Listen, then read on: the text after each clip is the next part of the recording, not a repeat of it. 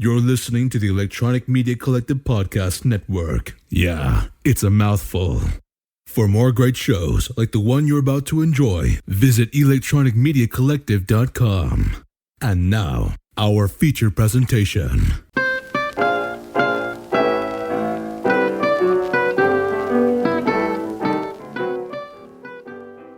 Hello, and welcome to the Middle Age Movie Reviews Podcast. Three guys saying they should put more meat on sticks. You know? I mean, they got sweets on sticks. Popsicles, fudgicles, lollipops, but hardly any meat. Anyway, my name is Tim, and my podcasting partners are... Meaty Matt. Joey. All right, joining us tonight, a man who knows things even when he's 4 towns away. From the Cybernetic Shark and MCU's Bleeding Edge YouTube channels, it's Cyber. Say hello, Cyber. Salutations, folks. How we doing tonight? Thank you for having me. All right. Also joining us tonight, the creator of the latest exercise sensation, 6-Minute Abs. From the MCU's Bleeding Edge YouTube channel, it's True Knowledge himself, Jeff. Say hello, Jeff. Hello, Jeff. All righty then. Joey, why don't you tell us what we're watching on the television tonight? Tonight we are watching the 1998 movie There's Something About Mary, number 986 from the book of 1001 Movies You Should Watch Before You Die, written by Ed Decter, John J. Strauss, and Peter Farrelly, directed by Bobby and Peter Farrelly, the Farrelly brothers, and starring Cameron Diaz, Matt Dillon, and Ben Stiller. All right. Well, thanks, Joey. Okay, Jeff, we haven't heard from you in a while.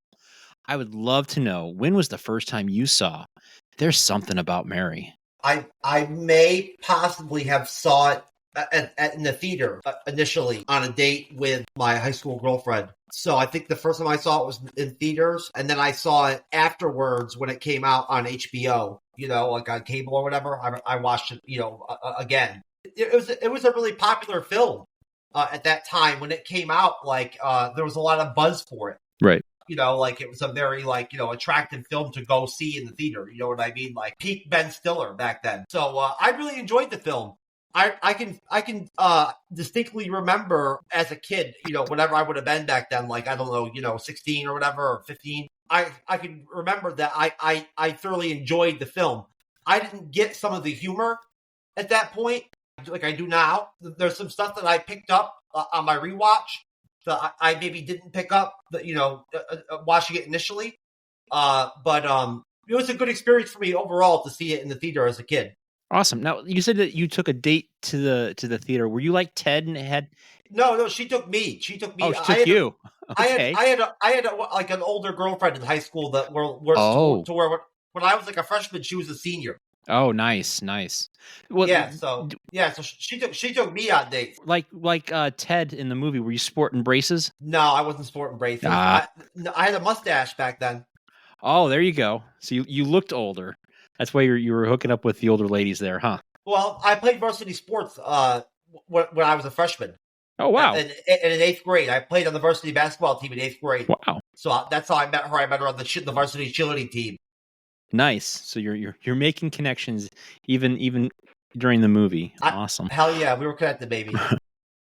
Well, how about our other guest tonight, Cyber? When was the first time you saw There's Something About Mary? The first time I saw it actually was on DVD, like after it had been out for at least 4 or 5 years. I did not get to see this in theaters. I just really wasn't going to theaters as much around that age when this came out. So I really was kind of behind on some of these great classics. So when I finally did watch it, which was probably the early 2000s, I saw it on DVD for the first time. And I remember watching the theatrical cut, and I just remember going, holy crap, this is a great movie. Because I was a big fan already of the Farrelly brothers, from doing Dumb and Dumber and stuff like that. And so I was like, I'm sure this will be good. And then I remember watching this and just going, wow, this movie is so deep and fun and just like crazy. The amount of actors and actresses they got in the film too, from all these great like side characters. I mean, Lynn Shay, Lee Evans, Matt Dillon popping up there, and Jeffrey Tambor, and Willie Garson. I mean, there were so many great actors that were in this film, adding some great flavor to the film. And I just remember thinking that the story, I really enjoyed the story and kind of the whole aspect of just the comedy elements of it. And just I remember coming out of it going, wow, that movie is so freaking good. And I just remember as well thinking, holy crap, like the thought process too behind this is, the Farrelly brothers always kind of make their films kind of about a certain thing. And this one definitely was pushing, kind of about special needs kids a little bit, I felt, versus some of their other films. And I think that was like a great little aspect, having Warren playing Mary's brother and stuff like that was absolutely hilarious. And then that whole group that they go and hang out with, that's friends with Warren. And I just think the whole idea and picture behind this film was just so stinking funny. So I thought they did a really good job with it. And I remember having just a blast watching the first time I had seen it. And like I said, great cast. Marky Post popping up in it, Keith David. I mean, just a great cast. And I just really enjoyed it. I thought it was just a really well done film. And I can see why it was such a hit, too, at the time. I can't believe it's coming up on almost 30 years old. This film, being 27 years old this year. So it's crazy to think that this was almost 30 years ago. So really, really great first impression on this film. Nice. I think Jeff has a rebuttal. Jeff, do you have something? Not a rebuttal, but I actually used to work for the ARC, like through the restaurant I worked at as a kid. We used to cater the ARC events, the American Retard Association or whatever, shit or whatever. And we would cater the events, you know what I'm saying? And it was fucking crazy because some of these people would come up to me or whatever, and I was like a young kid and everything, and I'm like serving them food, giving them drinks and shit. And they'd like grab you and shit and just like hold you and shit like that. Like it was fucking crazy, bro. I do have one comment to add on this what Cyber was saying, and but before I do it, Jeff, can we call them retard? I don't know what the politically correct thing is anymore. I think retard is back in play. I think you could use it. I think it's fair game again. Okay. Retarded is back, not retard. Okay. Yeah, you could say someone is mentally retarded because they got so PC that it's like, no, doctors are saying, like, if you're saying someone's differently abled or, it's like, no, like that's if you say mentally retarded, the doctor knows, okay, this person, needs supervision, possibly. So gotcha. Like it's there's different kinds and all this other stuff. I'm not a doctor, but they use mental retardation. It's okay to say that. And, to say someone else is neurodivergent, it's like, okay, well, that's just a huge fucking nice way to say like there's some kind of crazy, but that could be completely different types of crazy. So it's we've gone off the rails with trying to be nice. So it's like saying someone's big boned. Their bones aren't big. Remember, everybody, Joey's not a doctor, but he plays one on TV. And he plays one in real life every Thursday. All right. Well, I do have one comment to say to what Cyber had said about this being the movie that highlights retards. I'm like, what? But their first movie, Dumb and Dumber, really kind of highlighted it. But I know what you're talking about. They actually used real actors and actresses that are mentally retarded. At least one. And I know a little something about that one. It's a good way to save money on the budget if you think about it. You know what I'm saying? You don't have to pay much money to retards. All right, like let's just go there. This actor goes full retard, and it's amazing. And he did borrow several movements he saw with different types of people, not the same type of issue that they had going on. One was the neck movement on a swivel, the other one was the fingers, and then one was he said it was actually a cerebral palsy walk that he was trying to emulate. Are you talking about Ben Stiller or are you talking about Warren? Definitely Warren. So Okay. There's other movies where people do that. There's, of course, I Am Sam, which is, why we have the Tropic Thunder speech on "Don't go full retard. You won't win the award. You lose the audience." And then there's a movie called Good Time, where the director couldn't find somebody to play the part, so he plays the part. And I really thought the whole movie that this person was mentally retarded. And I think the actor in Something About Mary said people said that about him. Some people thought he was retarded. What's his name from Sling Blade is retarded too, remember? Billy You Bob could say Thornton? that, but we've seen Billy Bob in other things, and he just stuck his lip out. He was retarded. Yeah. Well, Billy tell you Bob, what, I think, Joey. might have smoked himself retarded, and he did have blood around his neck of Angelina Jolie, and he was afraid of antique furniture. So he's definitely neurodivergent. I love some taters. And he That was almost in this movie. Well, I tell you what, Joey. Since you've gone off on all of this, why don't you tell us when the first time you watched There's Something About Mary? Well, there's the first time I saw it was in theaters. Let me see the release date here. July 1998. Okay, so I just finished my freshman year of college, and I was home for the summer. And I remember my best friend and I went and saw this movie. We laughed so hard we cried, and then we went and ate Taco Bell back when you could eat yourself sick for $5. Yo quiero Taco Bell. Yeah, and now you'd be lucky to have one item and a drink. Nice. Well, Tim, how about you? Why don't you tell us the first time you saw There's Something About Mary? I think I'm on the cyber train in this one. I did not see this in the theater, mainly because I'm not a big fan of most of the actors in this film. I actually enjoy the secondary cast much more than the primary cast. So it was probably a couple years. It was one of those blockbuster. There was nothing else. So, all right, I'll give this one a shot, kind of thing. And, yeah, I mean, it's a comedy.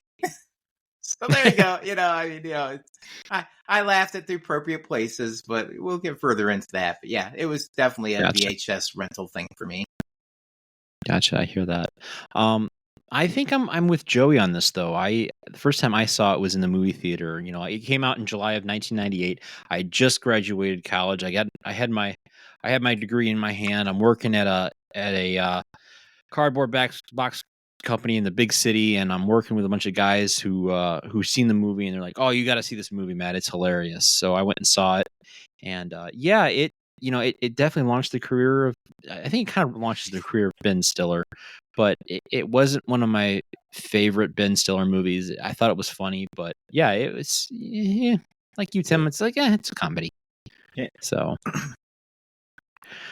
But yeah, so that's where we're at then. So, Tim, since you're our resident puppet master, what are you going to lay down on us tonight for the synopsis? Man, I think I'm just going to make it real simple for you. We're not going to get complicated. We're not going to go over the top. Okay, maybe a little over the top.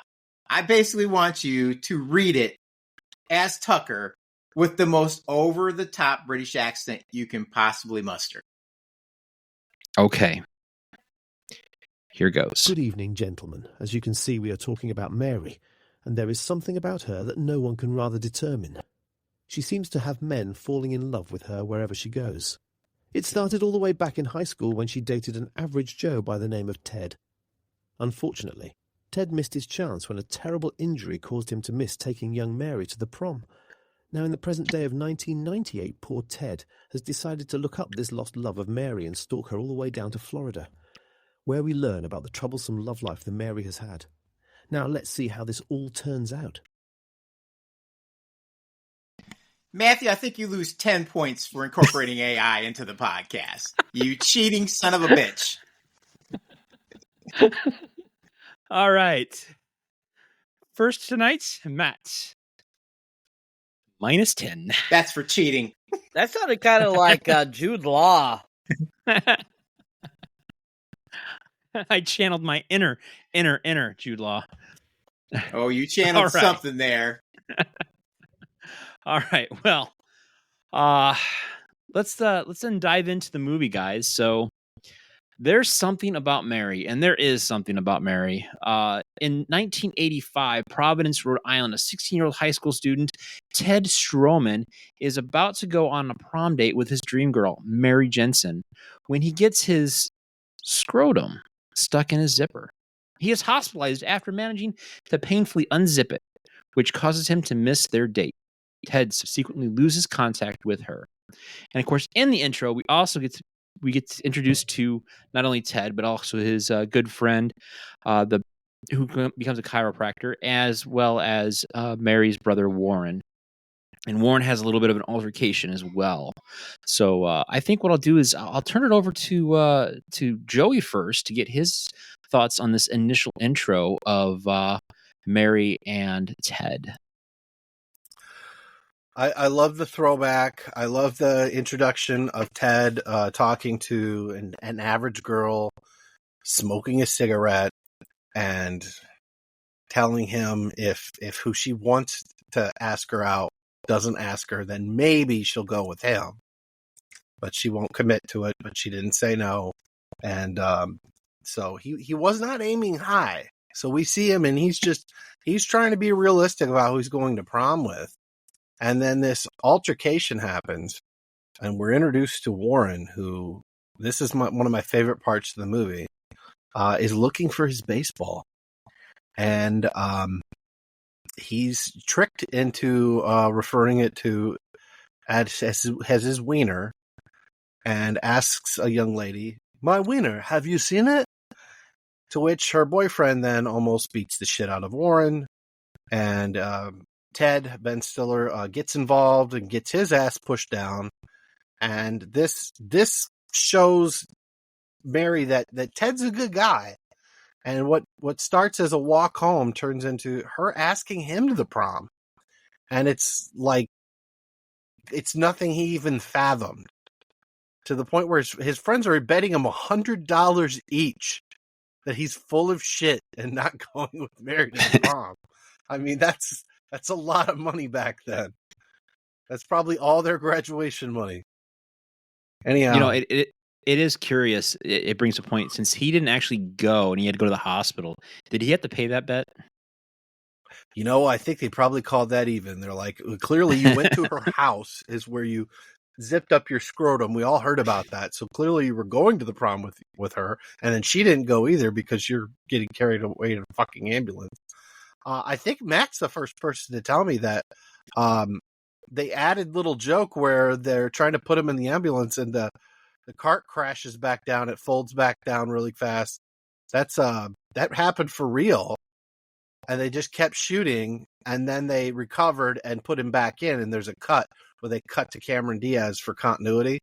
So, like, Ben Stiller almost got hurt there, and then later gets hurt for real, pretending to carry a large piece of furniture. And you see a scratch, like, big fucking gouge with makeup all over it, like in many shots of this movie, because of this prop furniture that he spun around and somehow scratched himself. I don't think there's any footage of that, but it had to have been bad. Right. But not as bad as his nuts. Yeah. That's a thing of beauty. And apparently the zipper was like 3 feet tall for the close-up that we see. So we're going to be reviewing another movie, Groundhog Day, where we think that they made a giant version of a clock. And this, they made a giant version of a cock. And you only see the foreskin and part of a ball, though. The beans and Franks, or the Frank and beans. How about you, Cyber? What do you think of the intro and poor Ted getting his stuff wrapped up in the tracks of his zipper? So the intro of this film is really enjoyable. Simply the fact that you get introduced to a few of the different characters that we'll get to see throughout the film. Of course, we get introduced to Geeky Ted, who is played by Ben Stiller, which, I was thinking to myself earlier while I was watching this, I'm like, imagine if they had gone with the other people that they were thinking of going with instead of Ben Stiller in this character. And I'm thinking to myself, I'm like, wow, Ben Stiller actually, he played such a great geeky character, like so pathetic. He was perfect, I felt, for it. But they were thinking, I think they were thinking of bringing in either Owen Wilson or Jon Stewart to play the character. And I was thinking to myself, I'm like, I don't think that would have worked in as good as Ben Stiller did in the film. I think that they would have been too tall compared to Cameron Diaz. And I don't think they would have had the same kind of like awkwardness as Ben Stiller did. So Stewart is really short, not so much Owen Wilson. That would have been interesting to see them do that. But I'm so glad they decided to go with Ben Stiller. So we get that great introduction to him. As Joey had mentioned, he's like asking this girl out who says, I might go with you. I might take a chance if this other person doesn't go with me, which was absolutely a hilarious line because I feel that was very common, with people asking people out at high school in the, in the 90s, the 80s, even the early 2000s, I feel too, probably. But I think that's a great scene there. It's so funny just to show kind of like, this is how low Ted, how he feels about things, And so, we get introduced to Warren, of course, and Mary, and Mary's sporting this great long hairdo, which you're just not so used to. You're so used to seeing Cameron Diaz with shorter hair. So I remember seeing her for the first time with that hair, and I was kind of like, that does not go with her. It just does not look natural. And I remember thinking to myself too. I was like, wow, she does not look the same with that long hair. I'm like, yeah, it's interesting. But then, of course, we get introduced to kind of to Willie Garson, who ends up becoming the chiropractor later on in the film. And I think Willie Garson was such a great actor. He was super funny. And it's too bad he passed away a couple years ago. And he just was so freaking funny as that character. And like so geeky too, just like Ben Stiller was. And I think they played like friends really well together. So I think that was great, that introduction. And then, of course, the whole thing where the guy makes Warren say, have you seen my wiener? Is absolutely hilarious. And, I think was a great kind of segue into, Ted being able to get to know Mary a little bit, by stepping in to try to help. So I think that played to his advantage. And then you also have, the great going to the prom sequence, where we get introduced to Keith David, who, unfortunately we only got to see him in the one scene, along with Marky Post. Now, Marky Post, I had the hugest crush on from Night Court in the back of the day, and I thought she was an amazing character. Even though the short role playing Mary's mom was absolutely hilarious, I thought, but I always loved her. I thought she was always such a great actress. She always cracked me up, but it was funny seeing her play that character and playing a mom in this and going, holy crap, she is that age where she's, at that pinnacle of being mother roles. And I just remember thinking, oh, that's awesome. That's same hilarious. So I think that was a great introduction to them and everything, even though we just got to see him at the beginning of the film. But I think it's a really solid start to, and then unfortunately him zipping up his nutsack in his pants, oh my God, was freaking hilarious. Because if anyone would know, a dude would know how bad that would hurt if that happened. Because, you might have zipped something up at some point by accident or something like that. And you just are like, when that happens, you're just like, oh, totally like, just like you feel it. You're like, I feel for you, Ben. I feel for you. And so I just remember thinking to myself, like, oh, that would hurt so bad. And then, like, they make it such a big thing out of it, too, like having to call the ambulance and stuff like that. And then, like Joey's mentioned, how you can definitely see the cuts, definitely in that scene when he's getting transported out to the ambulance. That shows, that something happened there that they had to edit, or they spliced it there. So I definitely think that's an interesting little take that he mentioned. But solid intro, really great film, and just really enjoyable and great introduction to these great characters. Excellent, awesome, yeah. Cyber, I have to admit that I too liked Marky Post from Night Court. It was a little jarring to see that she's now at that age where she's playing mom roles. And speaking of getting things zipped in their pants, a guy who brings everything to the party, Jeff, has that ever happened to you, buddy? No, I think I remember. So no, I'm pretty sure it's never happened to me. And everybody's already picked apart the general synopsis of the breakdown, of the this opening. But I just would like to emphasize that 90s comedy was actually like funny. I really enjoyed 90s comedy. And this movie showcases it really well. The opening showcases, really, really good 90s humor that you really don't see in film now. Right. Like it's not, you don't see people making anything like this, right. Currently that I know of, maybe Cyber would know, but I don't know of anybody making films like this now. The one thing I can throw out from this film is the whole deal where they have the two musicians that play music and like sing, in the opening and all that, and then they do it throughout the whole movie. I could have done without that without the whole movie. That did nothing for me at all. It never did nothing for me. I just, whatever. But the actual shot of the nutsack or whatever caught in the zipper is priceless. Again, only in the 90s would you get that. Like actually get that shot, Keith David is hilarious. Like if Wookie had been here, that never would have happened, or whatever he says. Yeah, he was scene stealing. Yeah, and he projected like the audience. Your reaction is like he's like, "Dear, you got to see this." Right? It's like, and that's what we're gonna say when it's revealed to us. Yeah, it's hilarious. The people like taking pictures of him and everything, and all that. He tells the wife to come in and check it out. It's very funny. It's a hilarious scene, and 90s comedy films were dope. Comedy kind of fell off from there for me. Gotcha. Yeah, this is definitely pure 90s humor. You definitely have, this is like the precursor of the politically correctness. So I mean, I think once we get to like American Pie, that's when it kind of like starts to fall off.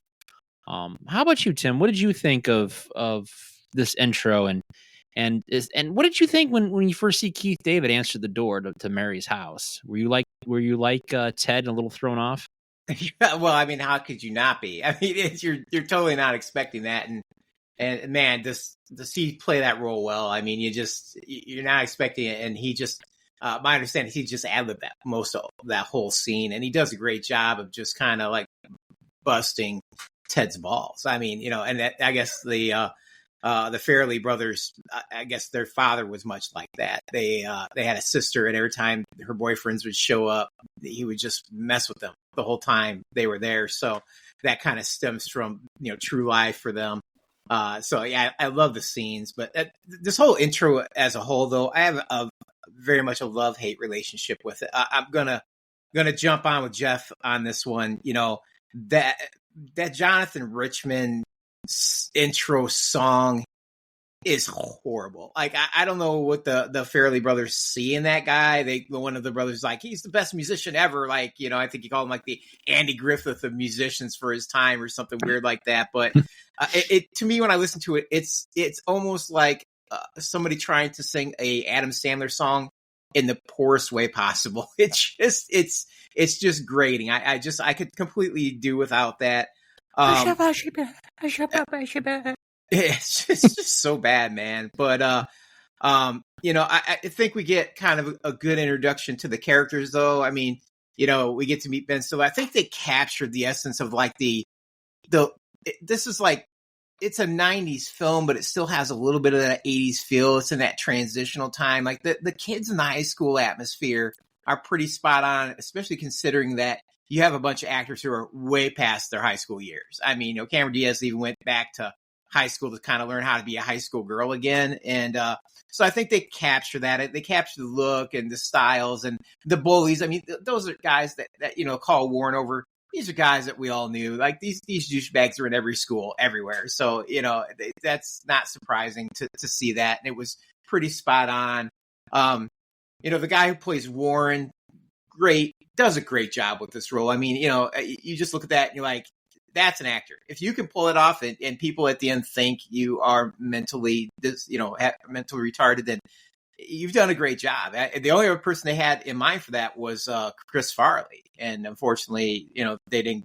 I don't know if he would have done a better job. He would have done a different way of approaching that character. And I don't know. I don't know if it would have been as genuine. He would have done it more in that kind of weird Chris Farley kind of way. And it might have been too wacky and people got offended. Yeah, possibly. The realism helped.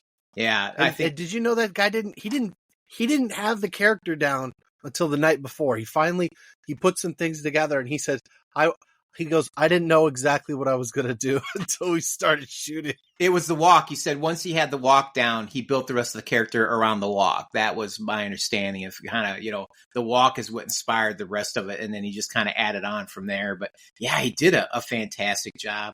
And then we got Cameron Diaz. I mean, she's the girl next door. She's beautiful. I mean, she's squeaky clean looking. She's that girl that everybody, seen in school and wanted to go out with. I mean, although I disagree with Cyber, loved her with the long hair, thought she looked fantastic with the hair and everything. So I got to enjoy seeing a younger, what would be a high school version of Cameron Diaz in this. So that was really good. And Ben Stiller, I'm not a big fan. I mean, I think we talked about that before, but this is almost pre-awkward Ben Stiller. I mean, he's still kind of acting a little bit. There's a little bit of awkwardness in this, but not like the cringy awkward that's going to come later in his films that just turn me off about them. So I enjoyed his character and him just kind of being the he's that kid that just can't cut a break and stuff like that. He's, kind of just a wallflower, kind of just there, probably gets picked on a little bit, never really achieved much in high school. He's just there. But, he manages to capture Cameron Diaz's or Mary's eye. In fact, that line that he has in there, like, I can't believe she knew my name. I got best friends that don't even know my name. Like that's a great line in that film. That's a great line. Yeah, it's a fantastic line. So there's a lot of endearing things going in there. And then, we get to she asks him to prom because he's just going to play it off. It's like, prom's stupid. And she's like, well, you want to go with me? He's like, sure. You just can't believe his luck. Yeah. He's bragging to his friends. And then, you get there and he's getting ready and he goes and he's like going to start to try to make points. He knows that her brother lost that baseball. So he goes and gets a baseball, gets it autographed by Tony. And I'm going to completely mispronounce this. What was Tony Gonigliera, I think was how the baseball player's name was, which is kind of significant because that baseball player also got hit in the eye with a baseball. And so that was a big deal. I'm sorry, that's actually the baseball I bring him later. But anyway, he brings him baseball. He's trying to make friends with him and stuff. He touches the ear. It goes crazy. There's that crazy fight in there that's just, he goes wild. It's almost like a WWF thing going on in there. And then, afterwards he's going to the bathroom, clean himself up. And then there's the zipper scene. Everybody remembers the zipper scene. And if you're a guy, as soon as you see that, I don't care who you are, you're kind of curling up in your seat a little bit on that one. I don't know about you guys, but you're kind of going into the field position and you could just feel that. You're like, oh, I can't imagine how bad that would be. So that's what really makes this stand out. Until this movie, I don't think, there was always grossness in movies, but you never got to see it full on. And this is kind of what I think is a bridging movie because you kind of had 80s, kind of raunchy films. You had Porky's, Revenge of the Nerds. You had Fast Time at Ridgemont High. And then it kind of tapers off for a while in the 90s. You don't see that stuff. And then, here come the Farrelly brothers, and they're going to write this new comedy. And they're going to take it up a notch, especially since their Kingpin film went so bad. They're like, we got nothing to lose. It's probably the last film we're going to make. So they went all in on this one.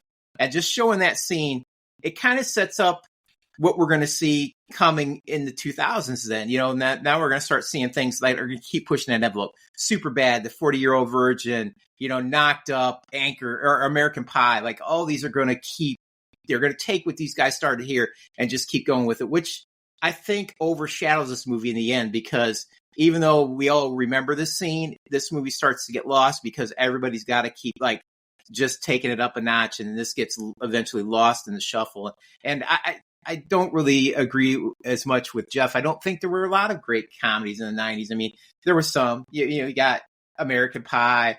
You've got probably like Idle Hands, Dumb and Dumber. The South Park Boys were pumping out some stuff. They did their movie, plus they did like I think Orgasmo. But it's spotty at best. It really, there were a lot in the 80s, very few in the 90s, and then the 2000s take off again. So this just shows kind of a victim of its own success a little bit, I think, in that regard. But it did kind of set the stage for the things that we're going to see coming in the 2000s. You're muted, Matthew. Gotcha. Yeah, I have to agree with you there. I think you might be a little closer to the truth with the 90s movies. There is one thing that I do have to say was neat when I seen this in the theater, was that you could see every guy flinch and cringe when the zipper scene happened. It's definitely a scene that sticks out in this movie. So did everybody cringe again when you seen it? Like, I don't care how many times I see that. I'm back into the fetal position every time I see it, kind of like tensing up. Yeah, No. Yeah, No. I have total sympathy for Ted when that happens, because that at some point you're worried about doing something like that. And then the other thing that you had mentioned was the when Ted says she remembers my name. I can think of like 3 girls growing up in high school that remembered my name, and it was like, oh, you remember my name, and you're relatively good looking. So yeah, that was definitely another sympathetic thing to the character, at least in my viewpoint. So, and hey, speaking of viewpoints, let's divvy out some points here. So guys, Tim, I'm gonna give you 2 points because you mentioned older people playing characters, kind of like that classic television show from the 90s, 90210, when half the cast were in their 30s. And also you mentioned Warren's ear. Yeah, it is interesting that Warren's ear is almost like, I'm gonna call it Chekhov's ear, because as we reveal later on in the movie, you'll see why I kind of picked that out as a key point. Joey, you get a point for mentioning the wonderful 3-foot prop of Ben Stiller's Fly. Yeah, it was kind of neat, because if you watch the special features on the DVD that came out, you could see they created a 3-foot prop, and it's ridiculous. Jeff, I am going to give you a point for mentioning Keith David effing with Ted. That was such a really great scene, and it just kind of throws you off when you first see Keith David show up. R.I.P. Marky Post. Yeah. And that then leads me to Cyber with his 2 points, because he mentioned Marky Post, because Marky Post was a rather attractive public defender on Night Court. Far better than the newest Night Court. Then Dan Fielding, or no, what was his last name? I can't remember. Dan something. It's Dan Fielding. Is it Fielding? Dan Fielding, that's it. Yeah. John Larroquette. I think he's like the last guy who's alive on from that original show. Roz, the bailiff. That's right. Roz is alive. She's Did they bring her alive. back for a guest spot? They should. Thank God. Yeah, I was watching the first season, and about 2/3 of the way through it, they brought her back, and I'm like, yeah, I can't watch this anymore. It's like the Babylon 5 of same. comedies. Like, it's just everybody in those shows both are cursed to die early. Yeah. Tim, you get a point for bringing up Babylon 5 in a podcast. Nice. All right. Well, let's go back to Ted. So after 13 years later, it's 1998, and Ted is a magazine writer and still in love with Mary. On the advice of his friend Dom Woganowski, Ted hires private investigator Pat Healy to track her down. Healy discovers that she is an orthopedic surgeon living in Miami with her intellectually disabled brother Warren. You notice how I use the term intellectually disabled, Joey? After observing her for a few days, Healy also becomes fixated on her. He returns to Providence and lies to Ted about Mary, telling him she is overweight and has 4 kids by 3 different men. Healy quits his job and returns to Miami to pursue her. He resorts to lying and stalking to win Mary over. All right, well, I don't know about you guys, but did anyone else get the feeling that Healy didn't quite think he was going to lie to her until after he starts to have a beer with Ted? And I'm going to throw it over to you first, Tim. What did you think of Healy's conversation with Ted? Do you think he was going to tell her the truth right off the bat, or do you think that all of a sudden he decided to lie to him? No, I think he knew. I think after he followed around and was studying her, I think he knew he was going to go back and lie, because it's just his whole demeanor in the conversation that they have. You can tell he's infatuated with her, because let's face it, everybody comes in contact with this woman becomes infatuated. You know, it's almost like she's a siren. Like, she's got this sing song, and just when she starts speaking, guys are just drawn to her. So that's, I mean, he just keeps making things up, and it seems premeditated with the amount of stuff that he's spewing out. Like, she's got all these rugrats, but the good news is, it's like this many kids with only so many fathers, no ring on the finger, but she's a whale. She's put on some pounds and this, that, it just keeps coming up with it. And then, next thing we're going to see is that this he's out. He quits his job and leaves. So he knew when he came back that he was going to go after her for sure. I love the bullshit. He was not ready for Ted to come to work and see him cleaning out his desk, and he's just, everything's falling apart. And he's like, so where are you going to work in Florida? For Rice-A-Roni. But I thought that was the San Francisco tree. That's just fucking, I don't know why I think that's so goddamn funny. It's because it's the next line. It's they're trying to change their image. That's the line that really sells it, I had a great segue for the San Francisco treat to head over to Jeff, but you guys kind of segued for me already. So Jeff, being a gentleman that resides in Mary's estate, what do you think of Rice-A-Roni? Do you think that it should be the Floridian treat? I guess that whole section is really funny. I forget the actor's name that plays the Healy character. Matt Dillon in the film. Matt Dillon. But he's really, like, his comedic chops in this film are really on point. His dialogue with Mary throughout these scenes, especially the stuff he says when he's talking about working with the retards. He's like, we had Mongo. We let him out of the cage. I put him on the leash. Those goofy bastards and all that shit. Those are my best times of my life and all this shit. It's fucking hilarious. Like, some of his dialogue is really funny. Like, the writing is really funny. During those scenes. And at one point, the Magda or whatever character, the older woman, sprays herself with hairspray and sprays the dog with the same hairspray. Aquanet. She sprays like the hair. She sprays the dog and herself. That scene is hilarious. That's all I'm gonna say.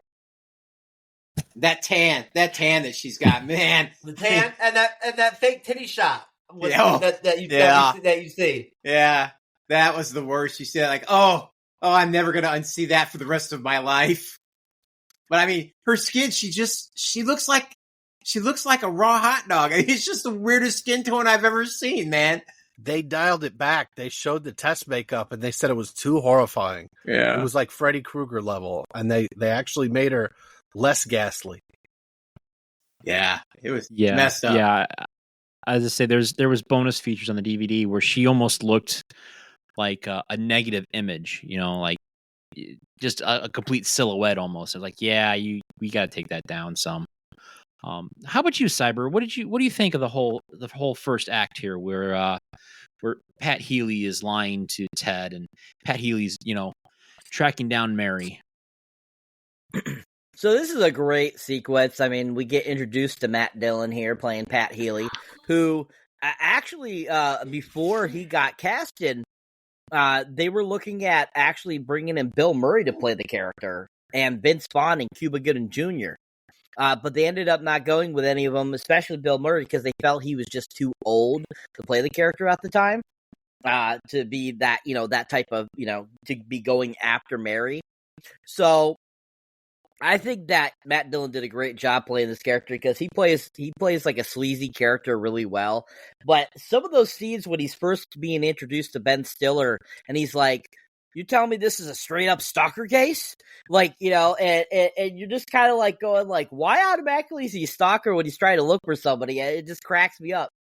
And I'm just like thinking to myself, I'm like, hey, maybe you're thinking he's a stalker because Mary can't be found and there was another stalker, maybe, but he doesn't even think that. He just automatically goes to the stalker thing. And I think it's absolutely hilarious. And, I mean, how he's introduced to Ted Healy too, and he's like, like putting up his pants and stuff and buckling up his crap. And that was Matt Dillon's idea. Like, what? He just stood up in his pants run down. I'm like, what was he doing before he got in there? Like, what was going on? Flogging the dog. That was hilarious. And but then like after he gets down to Florida, and we get introduced to the awesome what is his name? Escaping me here. Sully? Yeah, Sully, thank you. Mm-hmm. Played by the hilarious Jeffrey Tambor. He gets introduced to him and they have like their kind of brief conversation like, yeah, I quit drinking alcohol. And basically like Healy kind of makes some like backward comments like that's kind of pathetic and stupid, like, kind of deal. And totally, yeah, that's from the extended version. They cut almost all of that out. Yep. He picks him up in the cabin. Later, he reads the bullshit on the telephone with him, and that's all he's in the movie. So you're actually talking about the extended scene, which is amazing because it's a damn tragedy they cut it out. Yep. Yeah, it is weird how he just disappears like a third of the way through the movie. And I do like we haven't covered it yet, but I do like the scene where we see Healy's apartment and you see all the like huge mounds of dog crap everywhere from Jeffrey Tambor's dog. I'm like, that's just terrible. Yeah, he just stopped taking care of his giant fucking dog and his giant fucking snake. Yep. So super funny. And you get kind of you get some great surveillance of him, looking after Mary. And I love the two different size binoculars. They're freaking hilarious, especially those huge ass ones. You're just like, yeah, I would use those. And him like trying to get a peek of Mary, but yeah, he ends up seeing Magna. Those were some of the funniest, hilarious, saggy titties I've ever seen. And they were just kind of like the same kind of, I felt like the fake breasts that they used in like Evil Dead. That type of look. Because like if you remember in the first Evil Dead, there's the one naked ghost that Ash has to battle. And she's got some, I think you mean Evil Dead 2. It's the puppeted one with the tits hanging out. Anyways, so either one of the Evil Deads. And it's absolutely hilarious. It cracks me up every time. And the reaction Matt Dillon does at that scene is on point. Like, ah! It's like absolutely hilarious and on point. I absolutely love it. But I remember like people going so crazy over Cameron Diaz, and I've never thought she was that attractive. Like she's never been like I didn't think she was that attractive. I think she's too tall, too skinny, and she's she doesn't too have thin in this courage. film for sure. She's underweight. And she didn't look like how she did in The Mask, and I thought she looked a lot better in The Mask than she did in this. I was going to agree with you. She's voluptuous. She has a round ass in that. Yeah. And so I remember thinking to myself, I'm like, why are all these guys like so into her? I'm like, I don't get it. But she's anyway, got a really pretty face. I mean, that's what it is. Those eyes. I mean, she's just she's got a pretty face and those deep blue eyes. Yeah. Okay. Yeah. Just shut up, Okay. Yeah. Okay. She's got a good smile. Yeah. She's just that girl next door, Well, man. She doesn't have huge tracts of land, but she has nice eyes. She's got. I'll give that to she you. has Sam. buttercups. Buttercups. You know what that's from? Remember, Matt? That's from our Princess Bride that we did over with the Born to Watch guys. Buttercups. Okay. Humperdeek. Anyways, but yeah, I mean, that scene always cracks me up real hardcore. And, and then of course, we've actually, Jeff went past where we're talking about with the Mongo scene. So I have to just reiterate that. But the Mongo scene is absolutely hilarious when he's, getting into, saying, nobody's going to tell me I can't work with retards. And it's the freaking absolutely just perfect of how I feel Ted Healy would be acting at how he presents the whole thing.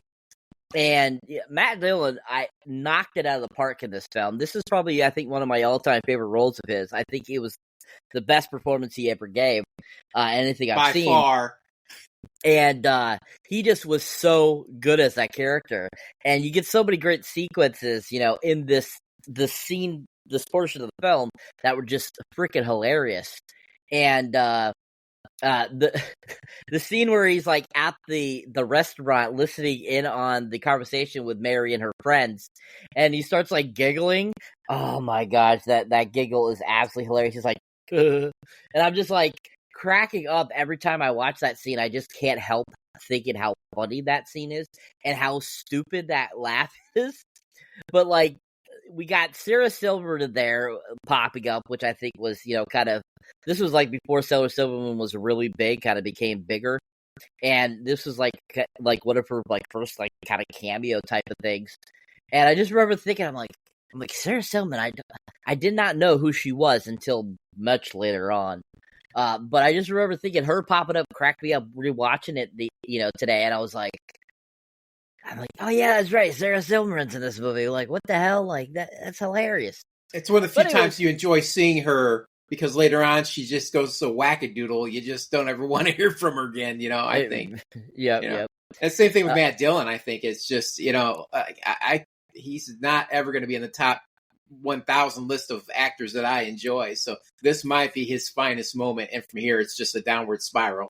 When did Matt Dillon jump the shark for you? This is it. This is the only. Like, I'm not a fan of Matt Dillon. Like, this is one of the. He's one of the people that really detracts. This was like, you know what? I maybe I just been thinking he's a pretty face, and I want to watch more of his stuff. And I just don't think he's got a lot of talent. I mean, I guess I kind of enjoyed him in Singles, but again, that's pre this movie.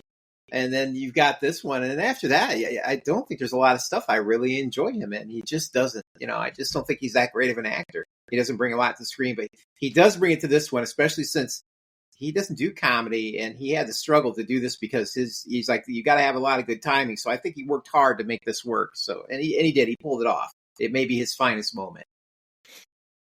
Agreed. But yeah, great sequence, really fun. I think a lot of great moments happen in this.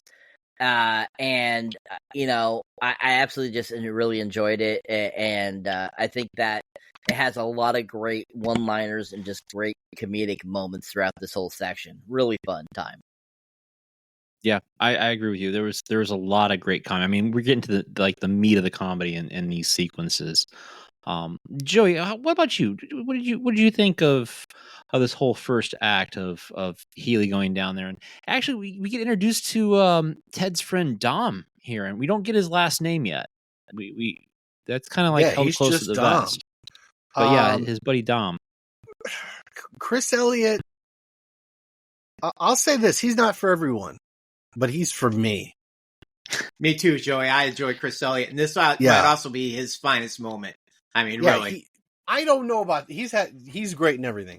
But it's like if you like Chris Elliot, you want more Chris Elliot, and I've never gotten enough. And I haven't seen him in anything new in a long time. I think he's just gotten older, and his daughter was on SNL and everything. But I feel like this was his best acting chops. Got me wanting to go back and watch Letterman clips. Oh yeah. Yeah, so it's just this is. I wouldn't say Cabin Boy is his finest.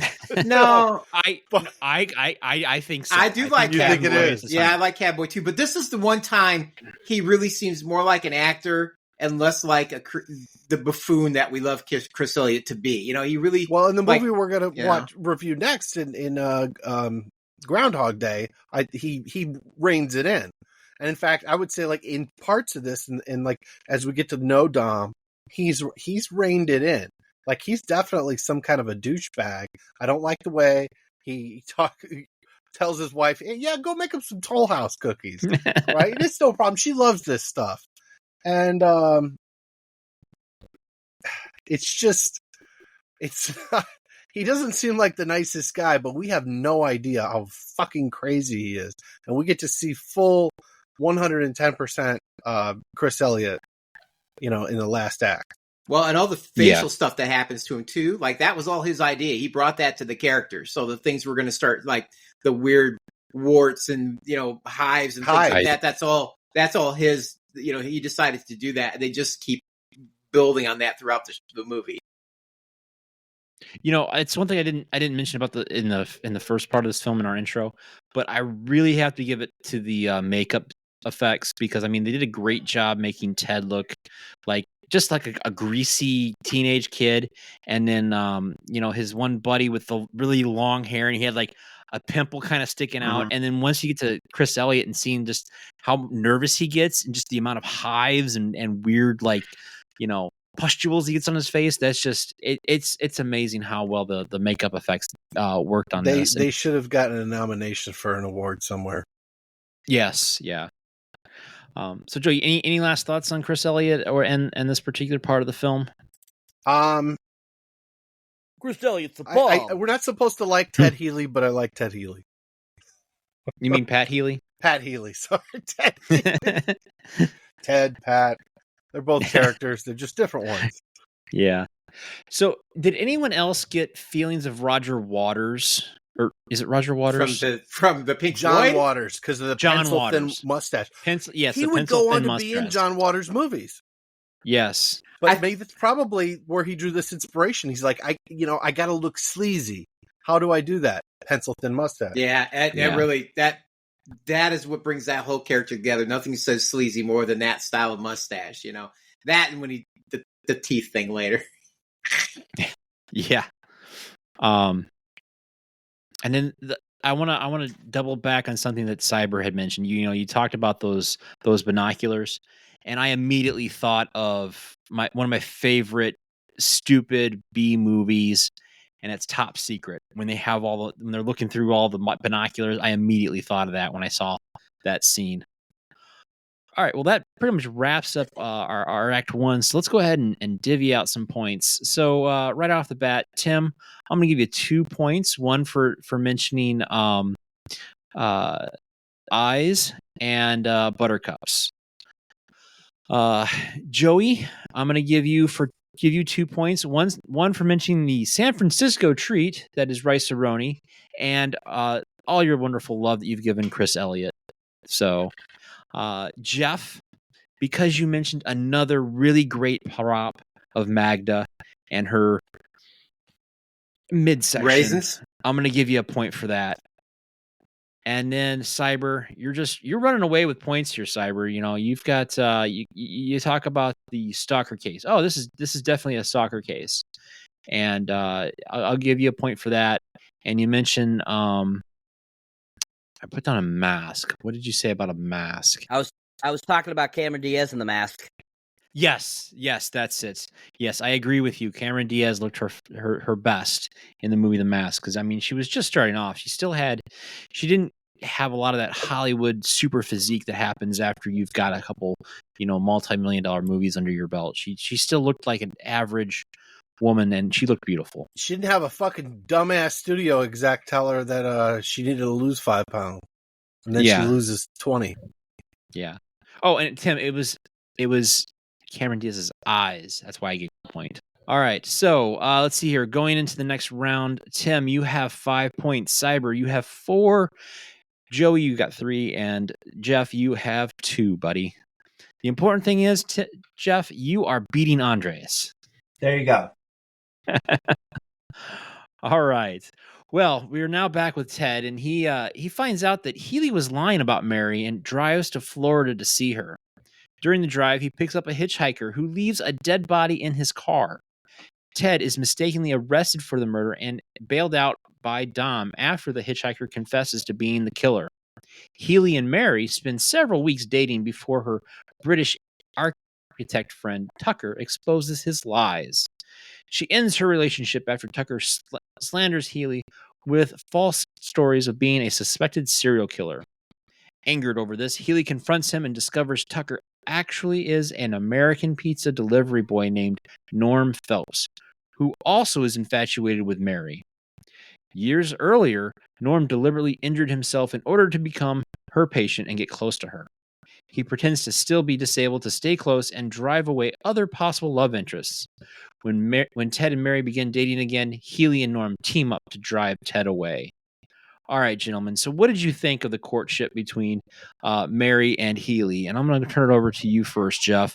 What was your thoughts when you seen all the shenanigans that Pat was doing in order to get close to Mary? Well, like everybody's already said, it's some of the best stuff. It's some of the best stuff in the film because Matt Dillon does such a great job with it. The disabled friend, the reveal on him and his whole character and all that. That was one facet for me that I didn't care for really that much. It didn't really matter to me that much. Overall, like some of the best dialogue that you get in the film. Comedically, the scene where Matt Dillon shocks the dog back to life with the fucking electricity. You know what I'm saying? Like we may have already gotten past that point in the film, but I'm just saying like that was really funny. Him drugging the dog, all that kind of shit. Some of that is really some of the funniest parts of the film. Besides that, I really can't think of anything else I really would have to say. Just that I really enjoyed Matt Dillon in the film. I thought he was really good. Overall, I mean, he was hit or miss as an actor. He really wasn't all that great. But in this film, he killed it without question. And I think that I always personally, always really liked the actress, what's her name? I apologize. Cameron Diaz. I really always enjoyed Cameron Diaz. I never had a problem with her in anything I ever really saw her in. She's really good in this. She really holds it down. She's funny. She is very funny, and she really works well. On her own, holding her own in the film, in this section of the film, I think too. Yeah, that's pretty much it. Yeah, great points, great comments there, Jeff.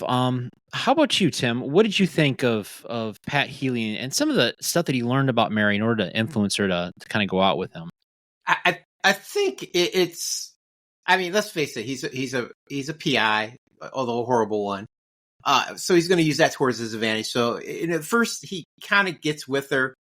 Uses the information he's got to kind of, he pulls out all the stops, goes to the golfing place, tries a conversation, pulls out the Nepalese coins. Like, I was going to get a drink, but all I got is these Nepalese coins. She's like, you been to Nepal? He's like, oh, yeah, I bought a place there. I don't even know why I keep it. He's trying to Groundhog Day her. Yeah. So he's totally doing that. And he's just being real smooth about it, and this is probably the only time he's kind of smooth where, he's like, well, he does his golf. He walks out the parking lot, waits for her to come by. And she's like, starts to talk to him a little bit. And then he goes to open the door and all the blueprints fall out. She's like, oh, what do you do? He goes, I'm an architect. And, and then that's, she's like, oh, what do you do? And he's like, I do buildings, but I don't really like to talk about that, because I do it day in and day out. So he's really guiding the conversation well. He's planned this part of it out well. He's using everything in it, every little bit of information he's got to try to endear himself to her. But then it starts to fall apart because, he begins to talk about, but my real passion is, helping kids with disabilities or whatever. And the guy, he says all the right things in the worst possible way you can say it. It just like all the content's there to be the perfect, statement. And he manages to just butcher it and just completely say it in a horrible way. But she's still infatuated with him.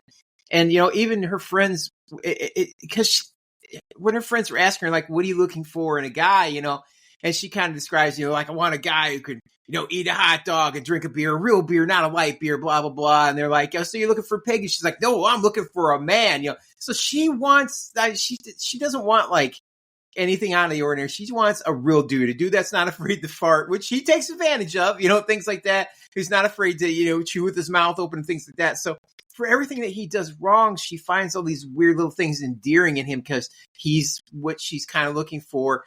and he's kind of cultured, but not really, and things like that. And it doesn't start to really unravel until they're supposed to go on that date. And then she's like, well, hang on, I want to bring you over here. They're having this, this architecture event. And I have a friend there, Tucker, who, who's a patient of mine, who's an architect too.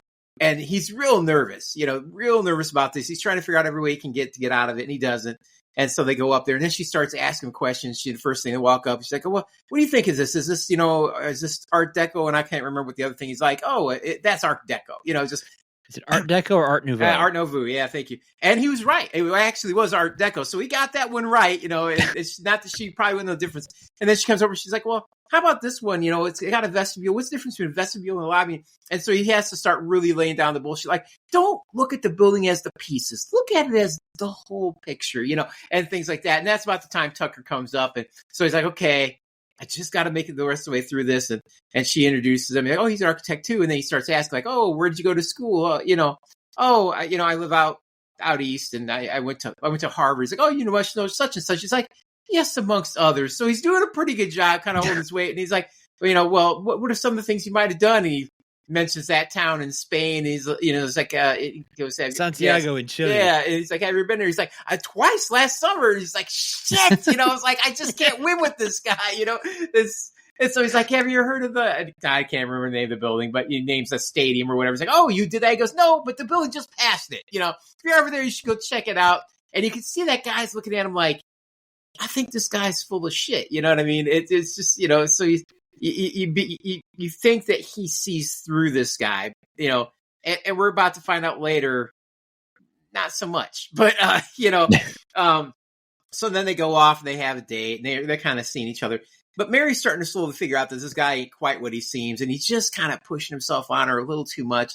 He's just fucking it up, and he tries to listen to make things up, and he does that whole phone conversation with Sully where they try to make up for it, like, oh, don't call her, he's like, oh, she sounds like a crazy bitch. Don't call her that. She's a special lady, blah, blah, blah. And they do that whole scripted thing till the dog takes off with it. So because he knows that they're listening on that scanner for the phone conversation stuff. So he's playing to his best strengths, but he just misses, he's just a little off of center all the time with it. Can't quite get it on point. But that dialogue, Tim, is hilarious though. That dialogue with the friend.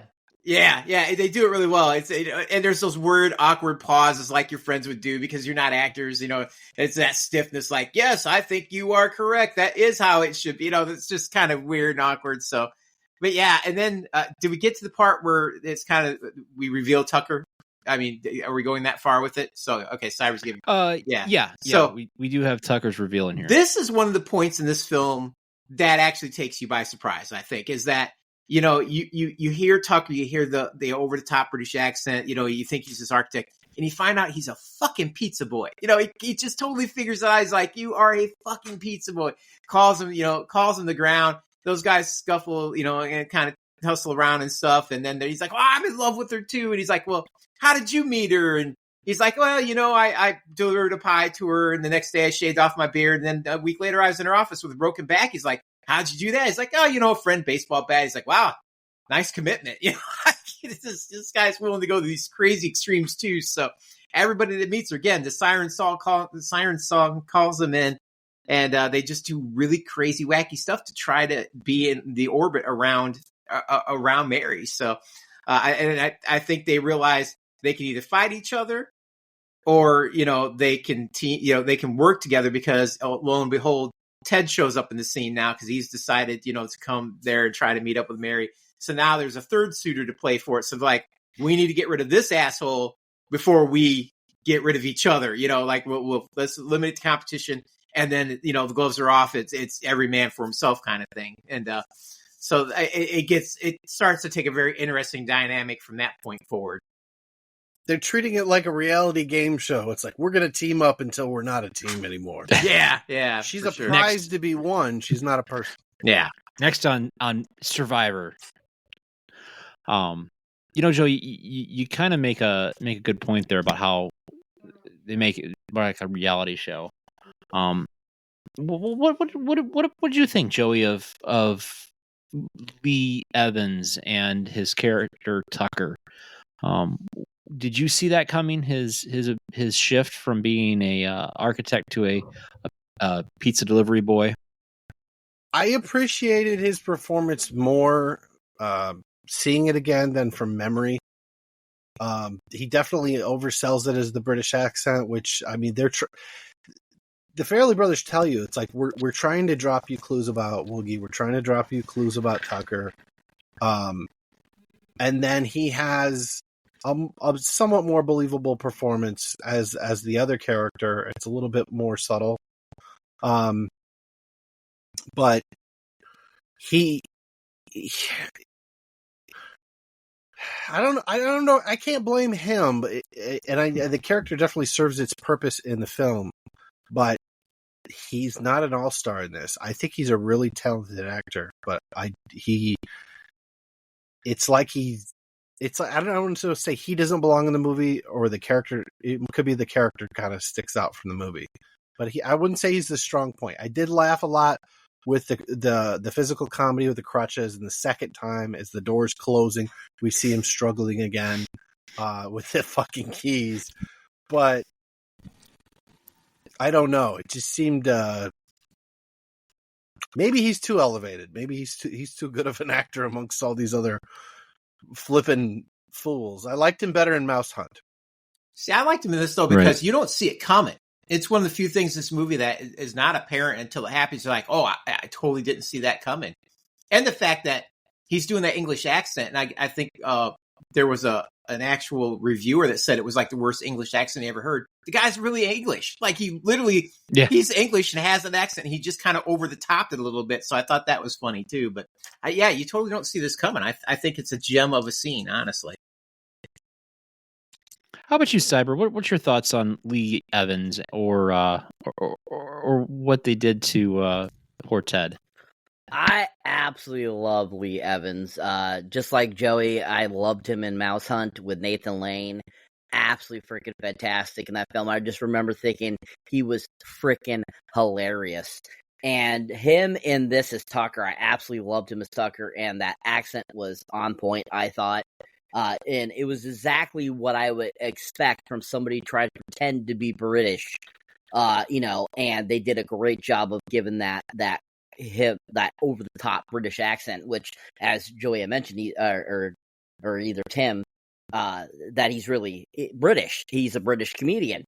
And so I think that he plays the character to you. So when he starts talking like he's a laid-back surfer, I absolutely started cracking up, too, because I'm like, that's totally not his voice. And he's like, yeah, man, I'm a pizza delivery boy, man. And him, like, saying that he's, in love with Mary, too, as well.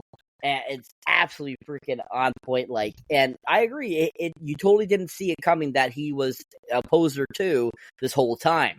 And that he was also, like, trying to vie for Mary's affection as well. And the crutches scene is absolutely freaking hilarious, and the physicality of his comedy is on point there, and it's super funny. It makes me think of, like, great physical comedians, from the days that we used to get and stuff like that, and it was still kind of around that time that physical comedy was still pretty popular, and I absolutely love that they incorporated that into this film. And but like when him and Healy, basically kind of team up, and Healy like is like gonna beat him up and stuff, he's like, no man, no. It's absolutely freaking hilarious. And then them saying that they start throwing up the speed into the house, and Magna gets all hyped out on speed is absolutely freaking hilarious. And just cracks me up. And of course the dog gets all spazzed out. Which, by the way, the dog actually was played by a female dog. A lot of people don't know this, and her name was Slammer, which I thought was hilarious too. I'm like, who names their dog Slammer? Were they big into pogs at the time? I'm like, huh? So I was like, okay, all right, Slammer. And, I think that they did a really good job giving us that great kind of funny scene, and she's going all crazy and vacuuming stuff. It's absolutely hilarious. But, like, leading up to, like, when he's listening in on the conversation about Tucker telling her that he's, like, this supposed serial killer, and Matt Dillon's looks are absolutely on point. Because at first you're kind of like thinking, oh, is he kind of telling some truth really here? Because Matt Dillon really doesn't like say in that scene like he's telling lies or anything. His expressions, you just feel like, is there some truth to that? Maybe. So you're kind of thinking there for a second, like, oh, okay, all right. But Chris Elliot as Woogie is absolutely freaking hilarious, and him deciding to like do the whole hives thing and stuff like that is absolutely perfect. And I loved how through the film it progresses and gets worse and worse. And like by this point, he's got like 2 or 3 going there and stuff like that. And nobody's mentioned Harlan Williams as the hitchhiker. Oh my freaking god, that scene is so priceless. Him getting in, he's got the bag, and you like have no idea what's in the bag, and he's like, "I got a great idea, 7-minute abs." And he's like, we can guarantee it will take only 7 minutes, but if you don't get it in 7 minutes, we'll give you the extra minute for free. And he's like, and then Ben Stiller's like, oh, well, that'll be popular until they come out with 6-minute abs. And then Harlan Williams is like, 6? What? No, 7. 7. And he starts going on the rant, and he's like, and he does that great like rhyme that's absolutely freaking hilarious. He's like, you got 7 minutes, and when he gets out to go to pee and stuff like that, and then he gets caught by the cops thinking that he's a part of that gay orgy or whatever is going on there, and he just cracks.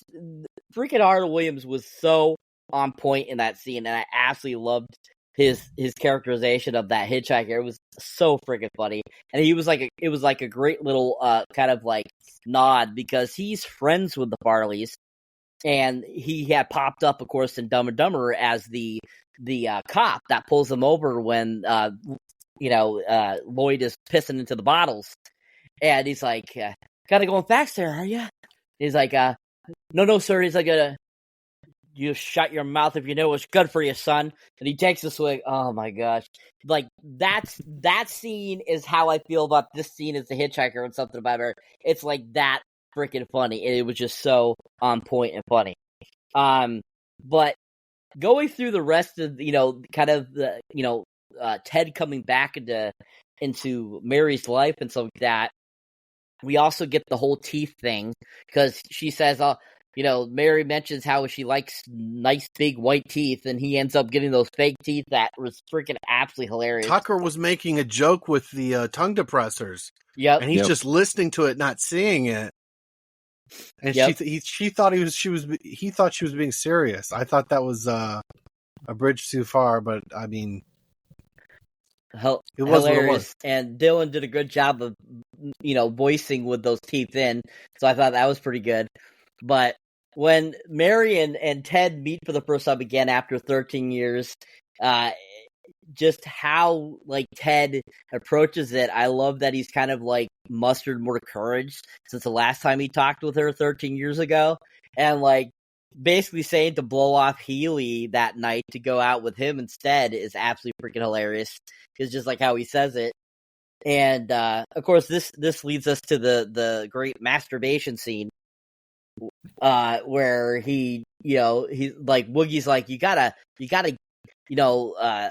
unclog the tube, before you go on a date. You can't go out with a loaded gun. And the whole, oh my god, I've been going out with a loaded gun this entire time. Yeah. And I remember both Cameron Diaz and Ben Stiller both had a hard time with that scene when they have to do the gel scene, her and him having it on his ear. Both of them were like, at first were like, I don't think it's going to work. I think it's too disgusting. I don't think the audience is going to like it. But after the screening, they showed it with a way without that scene and a way with that scene to the audience. And they preferred the scene where the gel was in the hair. And then Cameron Diaz was fine with it. Same thing with Stiller. He ended up seeing that it went well, and he decided he was okay with it. So I thought that was kind of interesting. But yeah. This whole section, so much great things happen. The, reveal of Tucker and all this kind of stuff is freaking hilarious. And, this point too, unfortunately, the dog ends up in a cask, which was absolutely freaking hilarious. After he goes crazy after being on crack or speed. And it just is such a great section of just fun stuff happening that is just really out there. The montage dating is great too. And it just all around a really fun portion of the film. Man, Cyber, you knocked out like the last 4 minutes of my questions for this whole section. You covered Harlan Williams, the hitchhiker. Before I could even say, I mean, I had a whole series of you knocked them all out, man. I don't know what to do with you, man. It's hard to get questions coming up without you totally taking the wind out of my sail. I think an answer for that. You got a lot of questions. You got a lot of points coming there, buddy. I'm sorry, I didn't mean to take away your sales. It's all right. All right. Well, I tell you what, since Cyber pretty much wrapped up the last little bit of what I wanted to say about this particular section, let's go ahead and divvy out some points. So, Tim, saying that Pat Healy was saying all the right things the wrong way, I'm going to give you a point for that because you definitely locked his character down really hardcore. And then, of course, you mentioned the scripted phone call, which I thought was hilarious because, like you said, I think if you haven't been in a movie or recorded with friends or did something like that, you don't really understand the true essence of that momentary pause and the hard to deliver lines. So yeah, I'll give you a point for that as well. And then pointed out that Lee Evans is in fact British, and the fact that he was able to excel and kind of kick it up an extra notch with more of a prim and proper British accent is just hilarious. So you get 3 points for that round, Tim. Congratulations. Joey, so you think that Lee Evans oversells the accent? Well, he does, and it's part of the comic section, so I'll give you a point for that. And you pointed out Lee Evans's wonderful what's the term I'm looking for? Comedic acting with your physical body. comedy. That's it. Physical comedy. Thank you. Me speak English rather well. So you get 2 points for that there. And then Jeff, you mentioned jump starting the dog. That is probably one of my favorite scenes in this movie. So I'm going to give you a point for that. Yeah. The props, give props to the props department because it's 2 scenes with the dog, deleted scene with an anaconda or whatnot, and of course the Franken beans. Wouldn't be the same if it wasn't for a great props department. Also, Matt, when he gets arrested, he's on cop. They have cops. They have I forgot about that show. And the blowjob. Yeah. I told you he was gay, dear. She pushes his head down. And that interrogation scene is hilarious, too. The whole interrogation scene is hilarious. Well, and I got a question. Joey, when they go through his list of crimes, aren't they kind of doing Ted Bundy's kind of list of crimes that they're kind of putting onto this hitchhiker and really putting on Ted when they got him in the interrogation room? No, but it's definitely similar if you've recently watched the Ted Bundy stuff because he did pick up hitchhikers.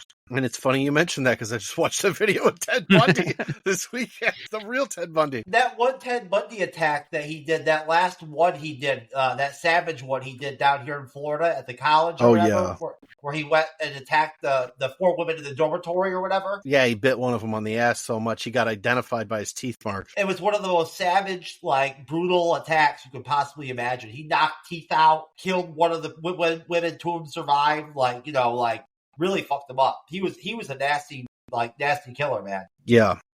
And he did cut some of them up too. So I think that definitely inspired the killer. The Farrelly brothers they were talking a lot about that interrogation scene. They kind of don't like it because they're like, well, we've seen it in so many movies, but the audience knows kind of what's going to happen. They know that this guy's going to get strong-armed. We watched all these police interrogation type of shows in the 60s and 70s. But I like that. It was a big build-up. And then Ted's just so naive, thinking that he's getting interrogated about picking up a hitchhiker. and he's giving them all the wrong answers. And it's literally putting a cop over the edge that he slams, bounces his fucking head off the table multiple times. That was I love priceless. that. What the hell's loved wrong it with because you? It went way further than you thought it was going to be. You knew he was going to get like manhandled at some point, but not like a cartoon character. And then the So I apology liked it. afterwards when they're like, "We're so sorry from this." Yes, you know, big and handshake. that guy's No in the hard bed feelings. with his arm over him, and then he realizes they're going to let him go. He's like, "Oh," and he pulls his arm up. The Farrelly brothers knew all the guys in that scene. Yeah. Like what a restaurant owner is in bed with him. Cameron Diaz's father is the guy with a beard and long hair. Oh, okay. It's just like they just put their friends in these movies, and some of them you recognize from other movies. The Kevin Smith Right. thing. And it's fun. Yeah. You know, the one thing that I had a train of thought and I lost it. Fudge. Oh, the interrogation sequence. So yeah, I thought it was funny, but I think it's done a little better in Meet the Parents. You actually get a little more of Ben Stiller's comedic timing with it. With the whole, you can't say bomb on a plane. I think I like that interrogation a little better than this one. I But don't that's know. my personal I like opinion. the villain from Kindergarten Cop playing a cop. And he's like, I thought it was too much. Like, I'm sure that it was written in the script where like he's like drooling at the mouth. And I understand he's patting his forehead, but he keeps acting like he's drooling. And that was weird. Yeah. But it's something I never forget about it either. Yeah. Well, let's head back to points then. Cyber, your last one I have to give points to. So I'm going to give you a point for doing a Pizza Boy impersonation, mentioning Slammer the dog, mentioning Pogs. First time ever on a podcast has anyone mentioned the classic 90s fad Pogs. Talking about Harlan Williams as the hitchhiker, and of course, the last little bit was the 7-minute abs. So that brings you to a total of 4 points for this round. So right now, Tim and Cyber are tied at a solid 8 points. Joey's got second at 5 points, and Jeff, you are holding a nice lead over Andreas with 3 points. So let's go ahead and move on to Act 3. So Ted and Mary are now dating, and it's the other thing that you mentioned. It was montages. So this is a movie where we actually get some like classic 80s montages, and we get a nice montage of Mary and Ted dating, and Ted's feeling really good, and Mary seems really happy. Everything's going really well, but unfortunately, the happiness has to break because Mary receives an anonymous letter revealing that Ted hired Healy to find her. She becomes upset and dumps him. Ted then angrily confronts Healy and Norm. And I gotta say, probably one of the best punch scenes was when Ted shows up and just punches Healy right in the face. And of course, Healy and Norm deny that they sent the letter, and Ted leaves in frustration. Dom, who is revealed to be Mary's ex-boyfriend Woogie, later shows up in her apartment and admits to writing the letter.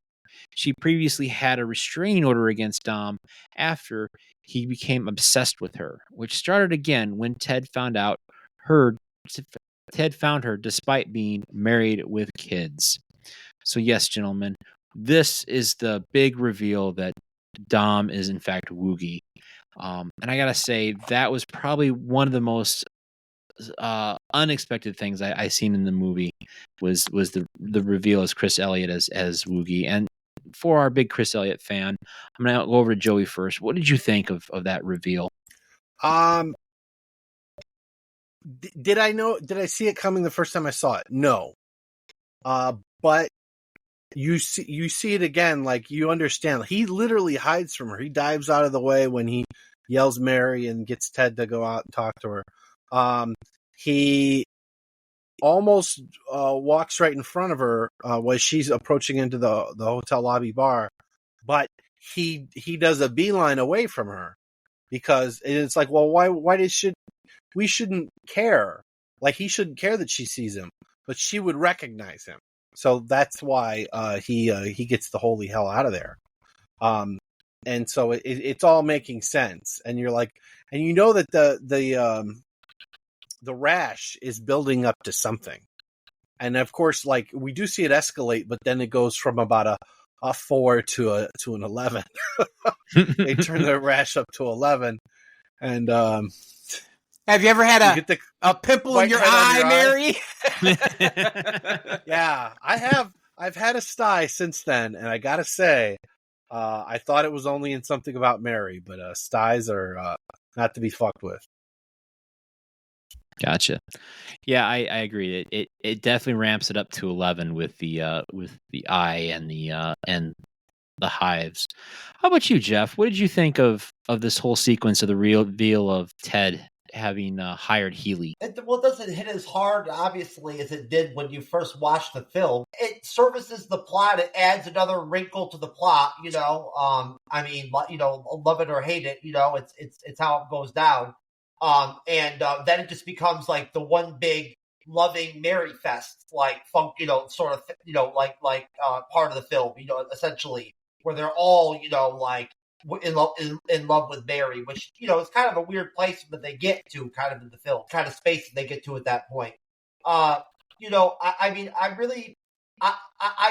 could give or take with that the Wookiee character, the friend or whatever, like that was give or take for me kind of with the film.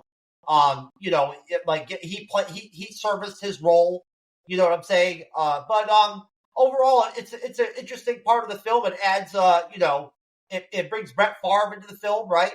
Cool. Jumped ahead on me there, but that's okay. I was going to ask you guys specifically in the next round about the reveal of Brett, but hey, you know what?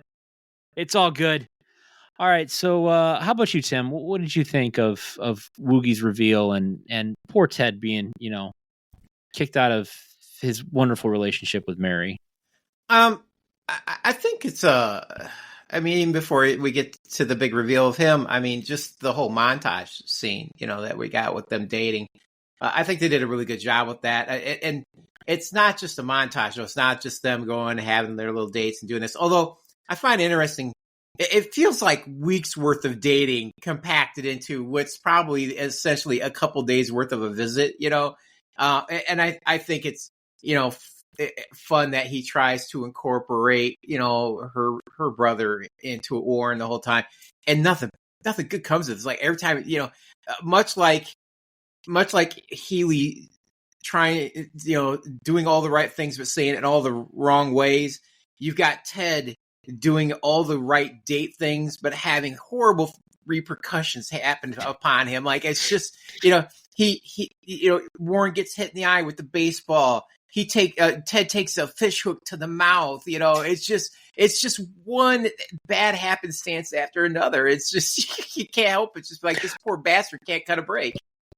I gotta say, my favorite is seeing Warren on the go-kart, and then it just spontaneously combusting like a 1980s A-Team episode. Yeah, it catches on fire, and then he tries to grab the helmet. Of course, he goes back at him again. I'm okay. Okay, and then he tries to beat him up again because he's trying to help him with the helmet or whatever. So they keep that gag kind of going. But it's a very interesting love sequence montage with a lot of mishaps in it. So they kind of bring that, you don't normally see that in a movie. It's always just, we're going to do this montage to show how we're going to get to this point to beat the bad guy, or, it's going to be a dating sequence and fall in love, but it's all going to be just these nice little things that they do. But it's just a goofy one. No, it's going through hell. Yeah. You got fish hooked. And they did it very well. It's very entertaining. And then of course, then the sabotage happens. Somebody sends Mary that letter and she's like, did you send this guy to spy on me? And dumbass Ted's not like, no, I just hired an investigator to come find you because I didn't know where you're at.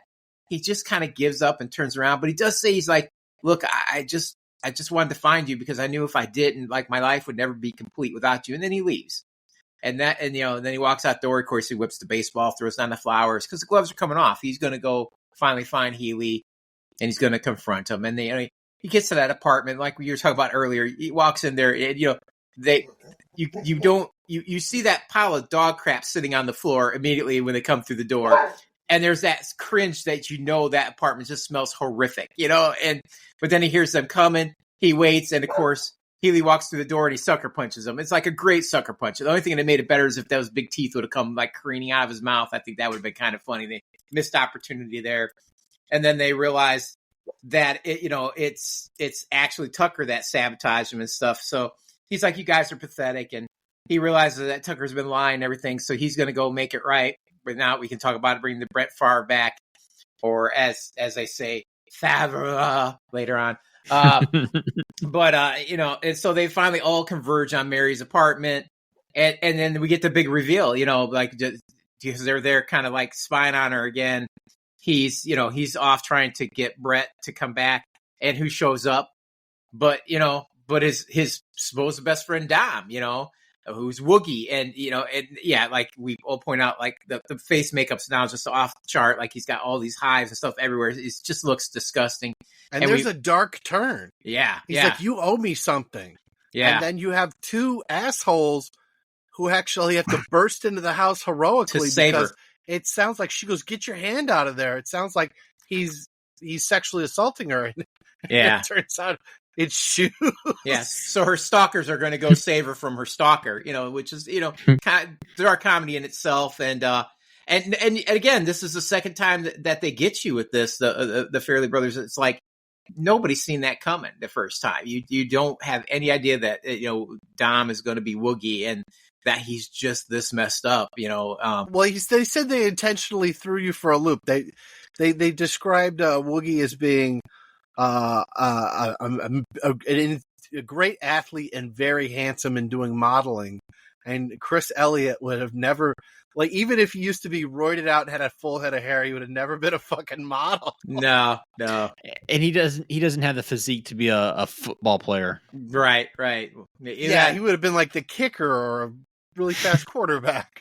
That guy really let himself go. I don't know which, but it's just it makes no sense when you see it. But it was a good reveal because you don't see it coming. So they got you twice on that. It's like all these people go these crazy lengths to like try to again orbit Mary, and they're doing crazy stuff. And here we go. We got Woogie doing the same thing, and not only that, but then you get that extra little tidbit that Chris Elliott throws in where he's when he's like, you owe me. And what's he owe her? He wants shoes. Like, it's like you see with all those shoes, like, hey, you got to give this to me, you bitch, stuff. And so that whole shoe fetish thing is kind of like, that comes out of nowhere too. So you got ready for that. Yeah, for sure. So I think they did a great job in that. And then you got finally, Ted that shows up. He's got Brett with him and stuff. He's like, here's the guy you want to be because, your guy, over here, Tucker, was lying to you and this, that, and the other. And I know we got a couple more seconds after, so I'm not going to go any further than that because I know we want to kind of finish up the film. But yeah, so and we basically got the standoff where you got Healy go, okay, this is what we're going to do. Everybody just shut up. We're going to let Mary decide who she's going to be with because she's just a surprise now. She has to decide, like, they're all in the room. She's going to make a decision. You can see the hope on each one of their eyes, like they're going to pick her. Like they all think they have a chance. That's how crazy insane all of them are. Except for Ben, who's ready to just kind of walk away from the whole situation. But, and she's just kind of got that look like, I cannot believe this is my life. These people are insane. So I love his final little dig, though. Goodbye, Warren. As he lifts those headphones up. Goodbye, Ted. Yeah. That was a nice touch, which, and their camera goes back to Mary and she has it look like, no, it's almost like, as the woman's talking about her dog, like, oh, if he likes them, then it's a good guy. Warren allowed Ted to touch his ears without hitting him for the first time. And that's what proves to her that he's really the best person out of all these guys, because not only does she know that down deep that she loves him, but Warren trusts him enough to let him do that. So it's the endearing moment that is going to solidify this relationship in the end, most likely. I gotta say that's where I mentioned earlier was Warren's ears is Chekhov's ears, because they establish right off the beginning that, hey, you can't screw with his ears, and the fact that Ted's able to touch him at the end, yeah, that was definitely a Chekhov moment. So, yeah, and I gotta give give it to shoot, I lost that train of thought. I'm sorry, guys. I am like way off base here. Cyber, save me here. Why don't you go ahead and tell me your thoughts on everything up until the reveal of Brett Favre? Yeah, so right off the bat, Brett Favre was not their first choice for that character. He was their third choice after they originally wanted Drew Bledsoe from the Patriots because they were actually Patriot fans. Because they're from New England. Rhode Island is one of their home, that's where they grew up and everything. So they were, Englanders. So they actually wanted originally Drew Bledsoe, but they ended up not getting him. And they actually went after Steve Young after that and couldn't get him because he didn't want to be associated with the film because it was very crude. And because he is kind of like a Christian conservative, he didn't want to be associated with that. So they ended up going with Brett Favre. But yeah, that reveal of Brett Favre cracks me up every time I watch this going, really? Brett Favre? Really? That was the guy that she was with before? I'm like, how they picture him does not sound like Brett Favre. So I always find that hilarious that they have that. But leading up to that, you have, like we were talking about the whole montage thing, him getting the fish hook in his face, the dirt biking or motor, Go-karts. Go-karts, thank you. The go-karting with Warren was absolutely hilarious. And, all that montage was just super hilarious because at this point, you're thinking, oh, this is all happy-go-lucky, everything's going great, nothing bad's going to happen now, and then, of course, then we get, of course, the anonymous letter that kind of screws things up after, Ted brings the flowers and the baseball for Warren. And Warren, I'm surprised nobody's mentioned this, but Warren's actually based on a real person that the Farleys knew. He was actually a older brother of a childhood friend they had. And actually, he's in the movie. And he's in the movie. And so he actually plays Freddie. And so I think that was really fantastic that they had based this character on that. And you got to give it up for the guy that played Warren. He, like everyone said, he was so good that people thought he was really, retarded. And so I think that's fantastic that they were able to do that. He was able to do that so well that you actually thought that, and I thought he did a really fantastic job. But yeah, the whole montage thing is great, and the whole thought process of how they went about it was really fun too. And I just think it really gives you kind of that great home feeling until the Dom reveal. And yeah, I feel the same way. Like kind of everyone's mentioned. I'm shocked every single time I forget that it's Chris Elliot that is actually Woogie, that Dom really is Woogie. And the fact that his last name is Woganowski, you think the first time you hear that, you'd be like, Woogie, Woganowski, Woogie, like you should have automatically thought that. But how they played it was so well constructed that you did not connect those two together until that end process. So I think that's really clever. And Chris Elliott's performance is absolutely hilarious in that sequence. It's so funny. He's like, you ever had a whitehead on your eyeball, Mary? It's absolutely perfect. It's so like on point, Chris Elliott. And I think that Chris Elliott is one of those comedians that he kind of plays the same kind of character pretty much throughout most of anything he does, but each film, I feel he always puts a little different spin on it, and unless you really are paying attention, you don't kind of notice it. And I feel like with his character in this, I enjoy his character because he seems at first to be this like kind of straight-laced guy that, is married, is Ben Stiller's best friend, and all this kind of stuff.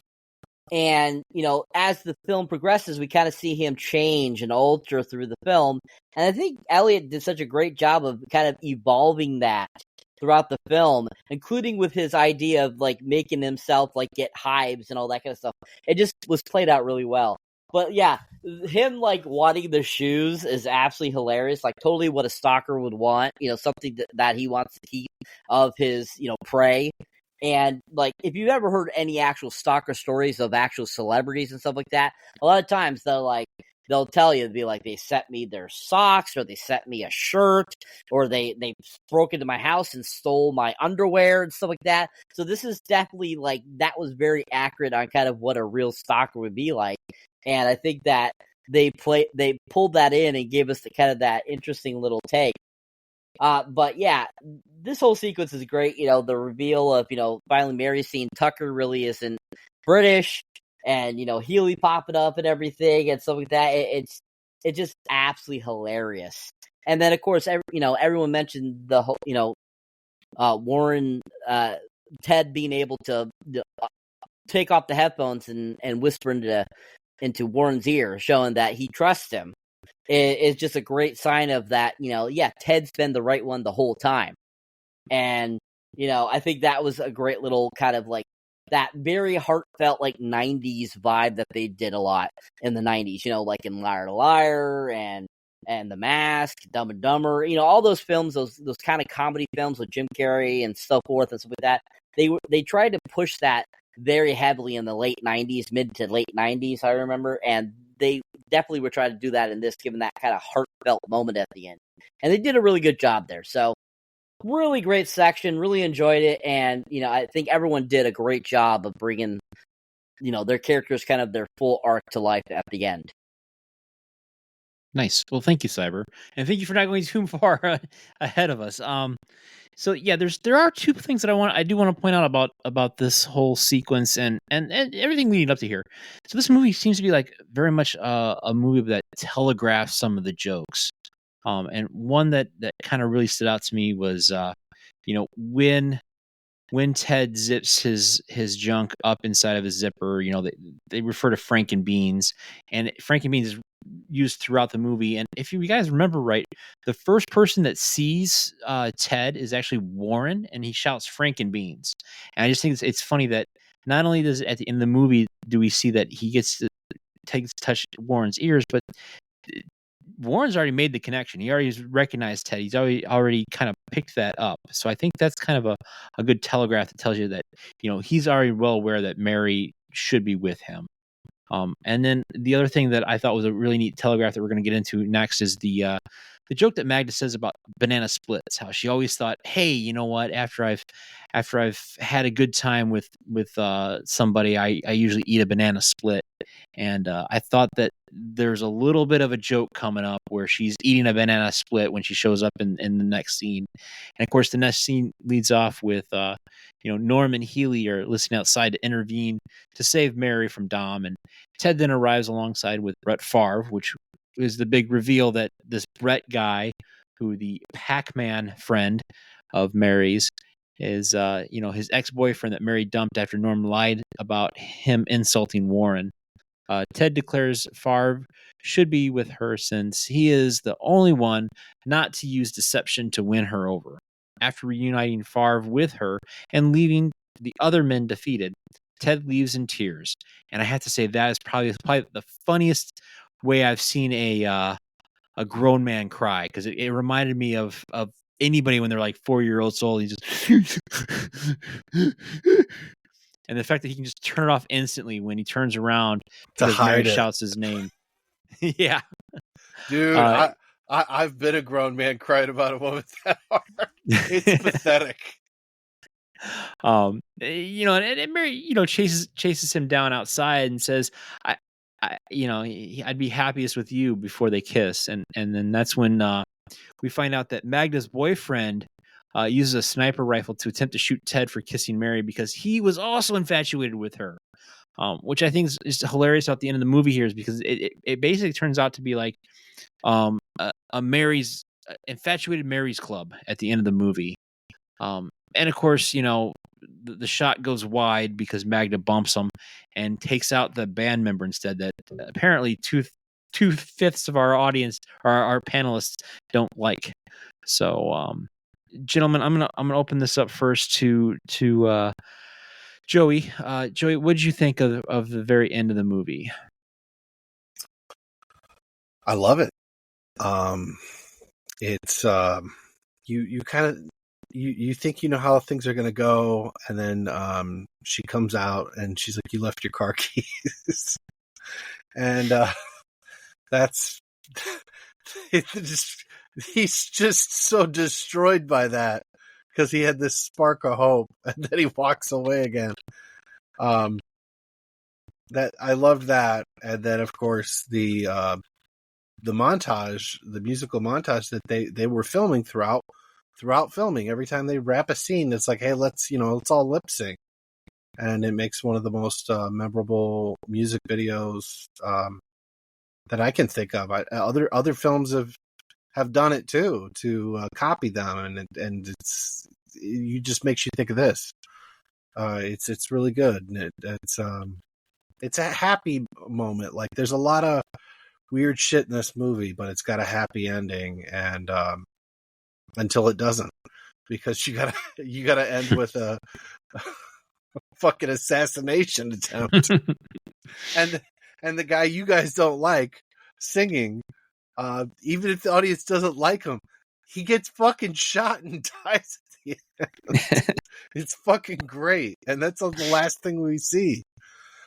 Did anybody figure out why they did obviously an ADR on that boat captain? And because like, he's clearly not his voice. It's like he's like, I just was fucking you to get close to Mary. It's like, it worked, but it was jarring. I think because originally the movie was supposed to end differently, where Ted's supposed to get run over by a bus. And they thought that it was like when it was like he gets the girl and then gets ran over at the last minute by a bus. And I think maybe they had that scene written in there where he was going to shoot somebody else. I don't know. And then they decided to change it up at the last second and have him like act like he was going to assassinate Ted, and then shoots the outro scene singer instead. That'd be my best guess.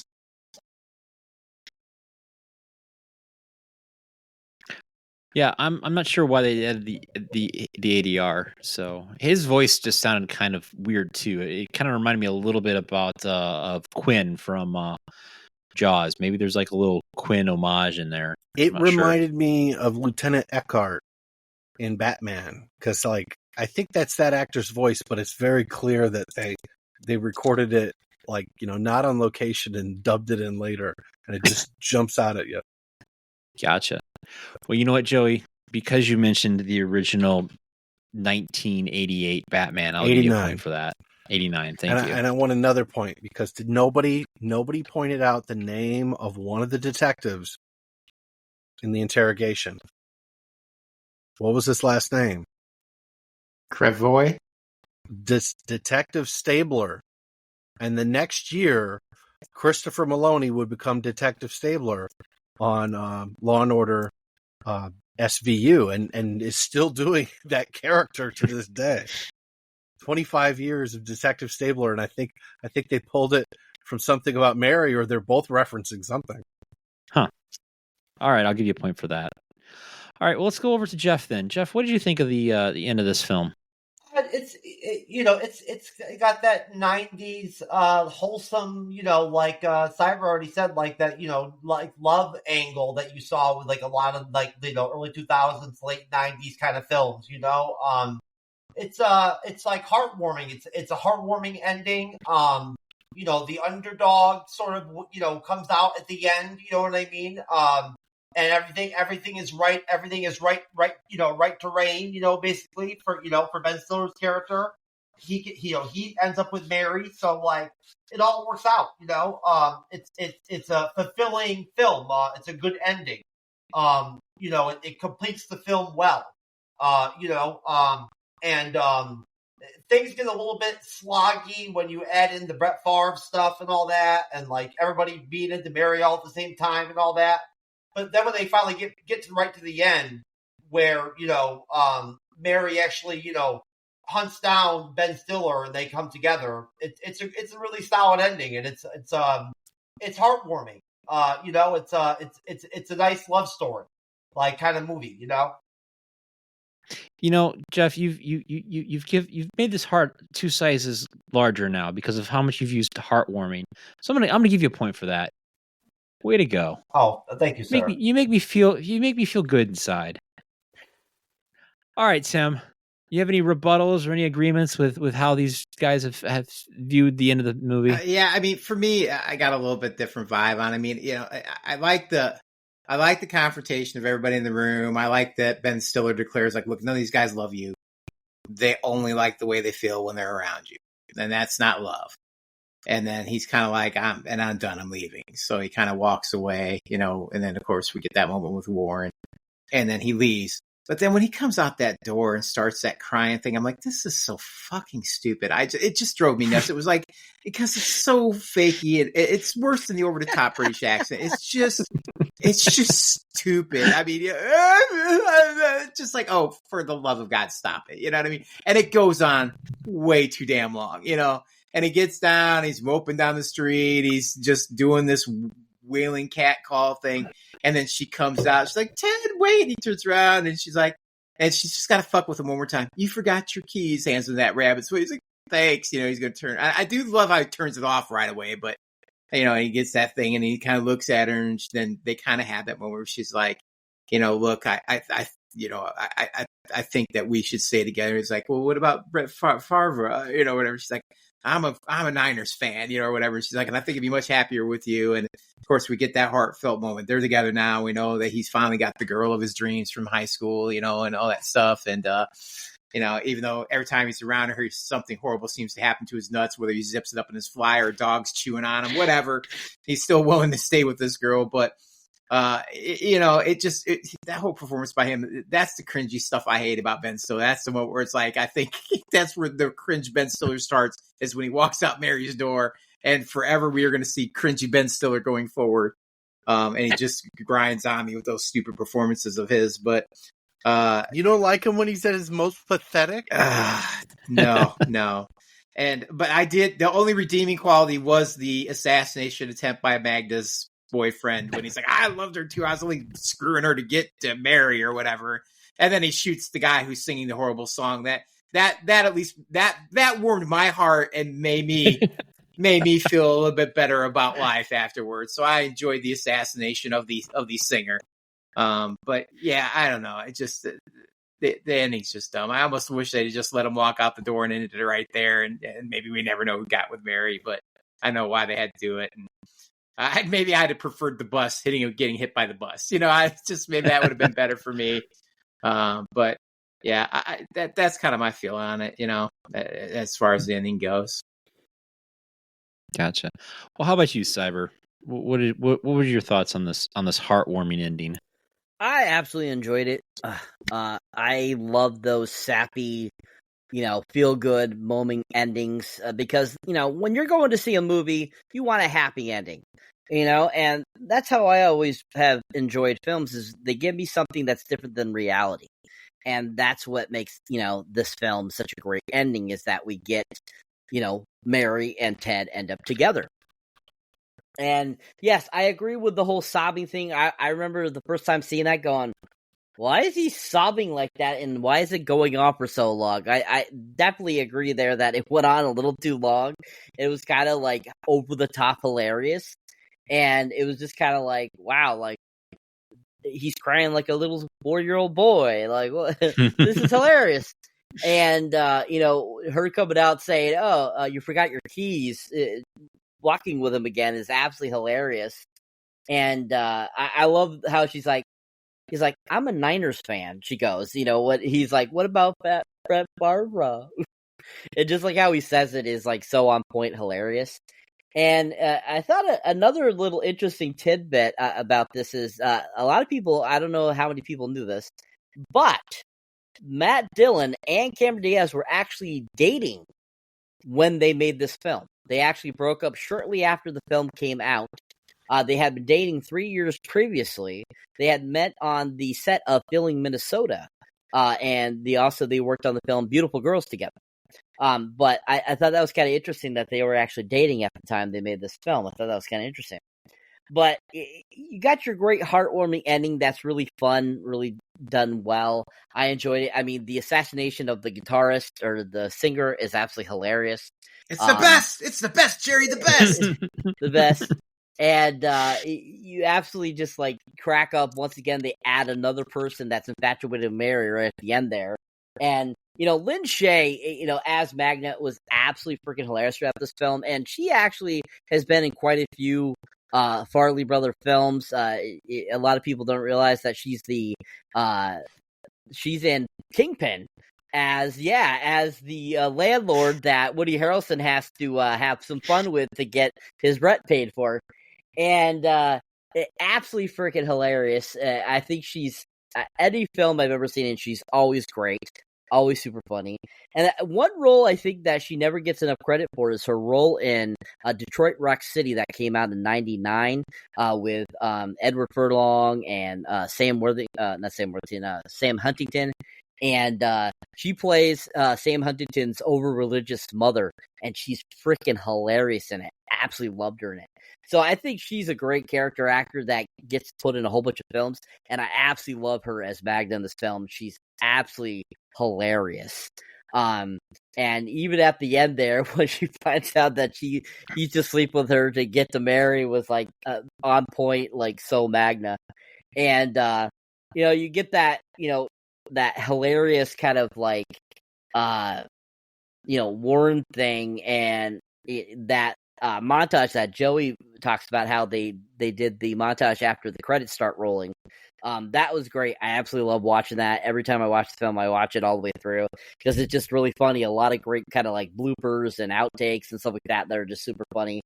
And I think that it's one of those it's one of the great way to end the film too, to give you that kind of fun stuff. That's why I love when TV shows, when they do the bloopers at the end of the episode. I think it's absolutely funny because I love seeing them mess up, and it's just super funny of how they're doing things, and shows kind of a little bit more human who these actors are and actresses. So I think that was a really great idea that they put that at the end of the film. But I thought it was a really solid ending, and I enjoyed it. And I think it's one of those great feel-good moments that just makes the film even more funner.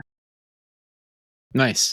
I have to agree with you. I do like when they throw in little like bloopers and stuff at the end of in the credit sequence. Like, I think my favorite, of course, is in Toy Story, because I mean they're all computer generated characters, but yet they made like little blooper reels. I thought that was always the best.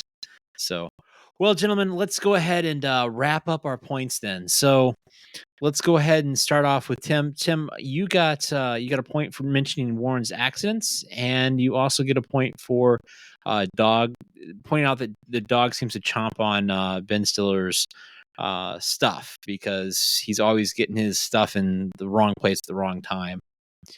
Joey, you're going to get 2 points for pointing out Dom's movements when he was trying to avoid Mary, and then actually mentioning Warren's ears.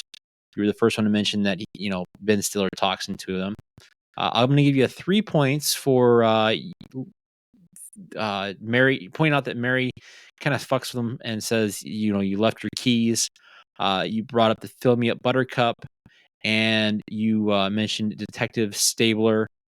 Oh, wait, I'm sorry, 4 points, because you also mentioned Batman 1988. So that gives you, Joey, a total of 11 points. Tim, you're at a total of 10. I heard to mention that. Jeff, you get 2 points. One for pointing out that everyone involved loves Mary, and the fact that your dog barked at the exact moment that Tim brought up dog shit in the apartment, I thought was an audio mix phenomenal. Happy accident. Yes. Perfect. And the wonderful, heartwarming discussion about the underdog coming out on top. I'll give you a point for that. So that brings your total, Jeff, to 6 points. Cyber, you have a point for Warren being based on a childhood friend of the Farley brothers. You get 2 points because you mentioned that movies should be escapism and that they should always end in a happy note. And you also mentioned the Dylan Diaz dating relationship prior to the movie. I thought that was neat. You did a little digging there. And I can remember the People's Magazine showing them, out out and about gallivanting around Hollywood. So that gives you, Cyber, a total of 11 points. So for first place, we are currently tied between Joey and Cyber at 11. Tim has a solid second place at 10 points. And Jeff is kicking Andres' butt with 6 points. So, gentlemen, this brings us to our final bonus point round. This is where you can get some points and take to the top. You get a total of 5 bonus points. If you get this correct, you can tell us the name of this movie that we have reviewed on our show based on a poorly worded description. And Jeff, since you're in last place, I'm going to ask you pick a number between 1 and 5. 3. 3. Okay. Gentlemen, the first person who can answer this question or give me the title of this movie based on this poorly written synopsis will receive 5 bonus points. Are you ready? A man returns home to find his house in disrepair and gets shot for his troubles. The Adventures of Robin Hood. Nope. Damn!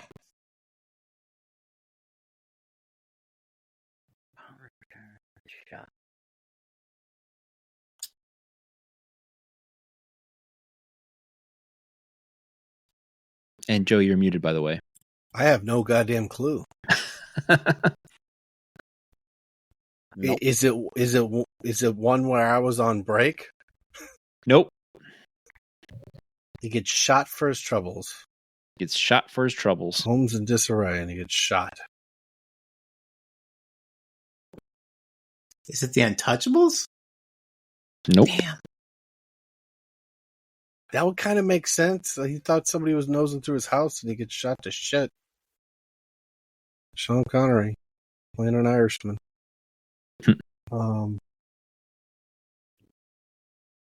Is it a main character? Yes, it's a main character. Is it a plot point that his house is disheveled and he gets shot? Kinda. It's not The Big Lebowski, is it? No. Damn. I wasn't on that one, so I was really reaching. Can you give us a year? 1978. Oh my. 78.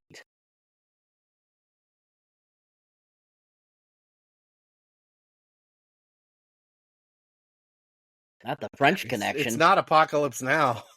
No. That's 70. I'll give you another hint. It was in October. This Halloween? past October we did it? Yes, it was Halloween. Oh. All right, so Cyber comes gets the 5 home. bonus points. That really wasn't his house. It was his neighborhood. He did get He shot. went to his. I told you, it's a poorly worded description. Comes back to his hometown and gets shot for his troubles. No, he went to his home because Yeah, he did. You know, He did, but that's not where he got shot. Yeah, he got shot out the I window. didn't say he got shot in his home. I know. I just said that he returns home to find his house in disrepair and gets shot for his troubles. Yeah. It was in disrepair. And it was Myers' house was was fucked. poorly worded. Touche. Exactly. Yeah. Cyber, All right, you earned so- that one. So, Cyber, you are now at 16 points. Congratulations. Thank you. Thank you. All right. Well, gentlemen, that brings us to the end of There's Something About Mary. That we should wrap it all up with asking this question. Is there something about Mary? Is it worth taking the 2 hours and 10 minutes off your death clock? And I'm going to ask you first, Jeff. Was this worth taking time off your death clock? Most definitely. Okay. Straight to the Short and point. sweet. Yeah, straight into the point. All right. How about you, Cyber? Oh, I agree wholeheartedly. This is worth taking time out for Death Clock. If you like a good comedy from the 90s, if you like that great kind of raunchy comedy with some rom-com and kind of that feel-good type of feeling, this is a movie for you with a great cast. Just all around, just a really great movie. So definitely worth time off your Death Clock. All right. Joey, how about you? Is this worth taking time off your death clock? 110%. This is part of the Farrelly Brothers Holy Trilogy for me. And they did 3 movies that came out 2 years apart in a row. Dumb and Dumber, Kingpin, There's Something About Mary. Everything that came after it was just not as good. But as Jeff pointed out, there's and some other people mentioned it too, is like you don't quite get the gross out comedy like you're used to. I just found out that they did another movie called Ricky Stenicki with John Cena and Zac Efron. I'm sure it won't be as good as any of the 3 movies I just mentioned, but because I haven't seen a movie like this in a while, I'm probably going to check it out just to hopefully it hits a few of those notes that reminds me of the best years of the Farrelly brothers. I enjoyed What it. I cannot believe, no one brought up the hair gel. It came up. Yeah, They did? yeah, it did. Oh, I must have been taking a shit. All right. So anyhow, that was the thing where Cameron Diaz, she was their first choice and they got her, but she almost didn't do this movie because she didn't want to be known as the hair gel girl. She was afraid, they brought up the example of Ned Beatty in Deliverance. It's like, he couldn't, go to a gas station without someone saying squeal like a pig. And Jason Biggs in American Pie became known as the pie fucker, Right. But she was afraid of that. So they said, we're going to shoot it. This is part of it. If it doesn't test well, we'll take that scene out because there's so many other things going on in this movie. And there really is. Cyber actually gave us a big long soliloquy on how the test passed, and so I was she was good with it. I was like, I'll be right back. Sorry about that. But it's a great movie, and I will watch it again and again and again. And I mean, it's a high point in those guys' careers for sure. And everyone who was part of the movie, it was a high point in their careers. Gotcha. All right, Tim, how about you? Are you on board with the other 3 guys? Is this worth taking time off your death clock? The Farrellys wrote a movie where there's really little time wasted on exposition in this. It's got solid setups and the jokes obviously keep coming. They really, I think, use plot omission to great success, and it leads to a lot of really surprising reveals. And I think they sprinkled on just enough raunchy comedy to really push the comedic envelope for its time. But I think its biggest problem is that it's a victim of its own success, and the movies that come after it just overshadow its longevity. It's got a main cast they've done very little in the last few years. So, they have had no blockbusters. So you're not going to have people who see them in something now. They're going to come back and start looking at that person's back catalog and stumble on this. I think it's just I think it's got lost in time a little bit. And I think overall it didn't age real well. And I'm not even really sure why it's in the book. I mean, so here's where I sit on it. Is it worth watching? Sure. Is it belonging in the 1001 movies you should watch before you die and being part of your death clock? No. You can die never having seen this movie, and you're not missing a whole lot in my book at all. I mean, it's just okay to be wrong, Tim. I don't think I'm wrong. I really don't. I just don't like it. It just, I will even go as far as to say I watched it last night and I fell asleep during this. I had to finish it today because I was pretty bored with it, honestly. I had seen it. I knew all the plot points on it. I chuckled a few times at it, but there was nothing new. It's not like I can go back and watch Blazing Saddles again and I'm going to laugh. I can go back, there's so many other comedies I'm going to watch and they make me laugh over and over and over again. This one just didn't do it. I knew the shock value, although I had forgotten about the Tucker character, so that was kind of like a new all over again. But overall, there just wasn't enough there, I thought, to really, to drive it home as a classic. Did you watch the extended version or theatrical? Theatrical. Okay, I was going to say, the scenes with Puffy the dog alone, I laugh harder during that than anything in Blazing Saddles. It's fantastic. Nah, Blazing Saddles I find far funnier and more timeless for sure, And I mean, I think a lot of people forget about this movie. They really do. I mean, and there's other classic comedies like that just kind of been fallen by the wayside because people just don't remember them. Like Basketball. I love Basketball, but how many people even remember that film or, bring it up or anything like that, I I mean, I forgot about that movie until you just now mentioned it. Yeah. I mean, it's like when you start thinking of comedies from this era, you're going to think of American Pie. I mean, that's the first one that's going to come up, stuff like that, Yeah, I mean, but we're the outside fringe. I mean, we're movie guys, but your average person, like, this is a comedy I think just falls off the radar.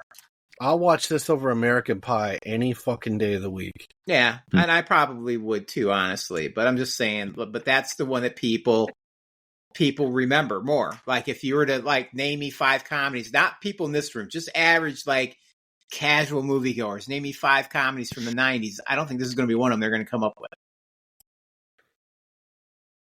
Well, it depends on who they pick too, because I mean, a lot of people, I think a lot of kids today wouldn't even know about this movie. No, and a lot of them would not even be able to handle watching it. They're missing out. It would just, like, they'd find so many flaws and problems with it, and they'd be so offended by it that they couldn't even stand watching it. It just, there's that whole thing.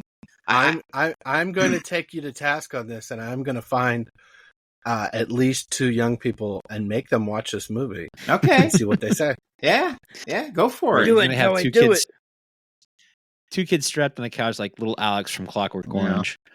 Well, Tim, you know what? You're not the only one lighting a dumpster fire on this movie, because I too am going to say that it's not really worth your death clock. It's definitely worth watching once. That I'll give you, but it's only because all the reveals are pretty much, once you've seen it, it's like The Sixth Sense. You kind of know the ending of the movie. It's not something you're going to watch over and over. At least it's not something that I was watching over and over again. You can't put the genie back in the bottle. Yeah. Yeah. And Ben Stiller, there's like other movies that I like him in. This one, not so much. I mean, I liked him in Mystery Men. I like him in Meet the Parents. I think Meet the Parents, you see in this movie where he gets his character for Meet the Parents, but it's not well developed yet. It's still clay that needs to be molded into that character of Greg Fokker. So yeah, I'm gonna say no. It's definitely, you can go off and not watch this movie. Your name's Jay Fokker. And I did have a question going into the movie, was how is this in the book? What is so big about this movie that it requires to be in the 1001 movies to watch book?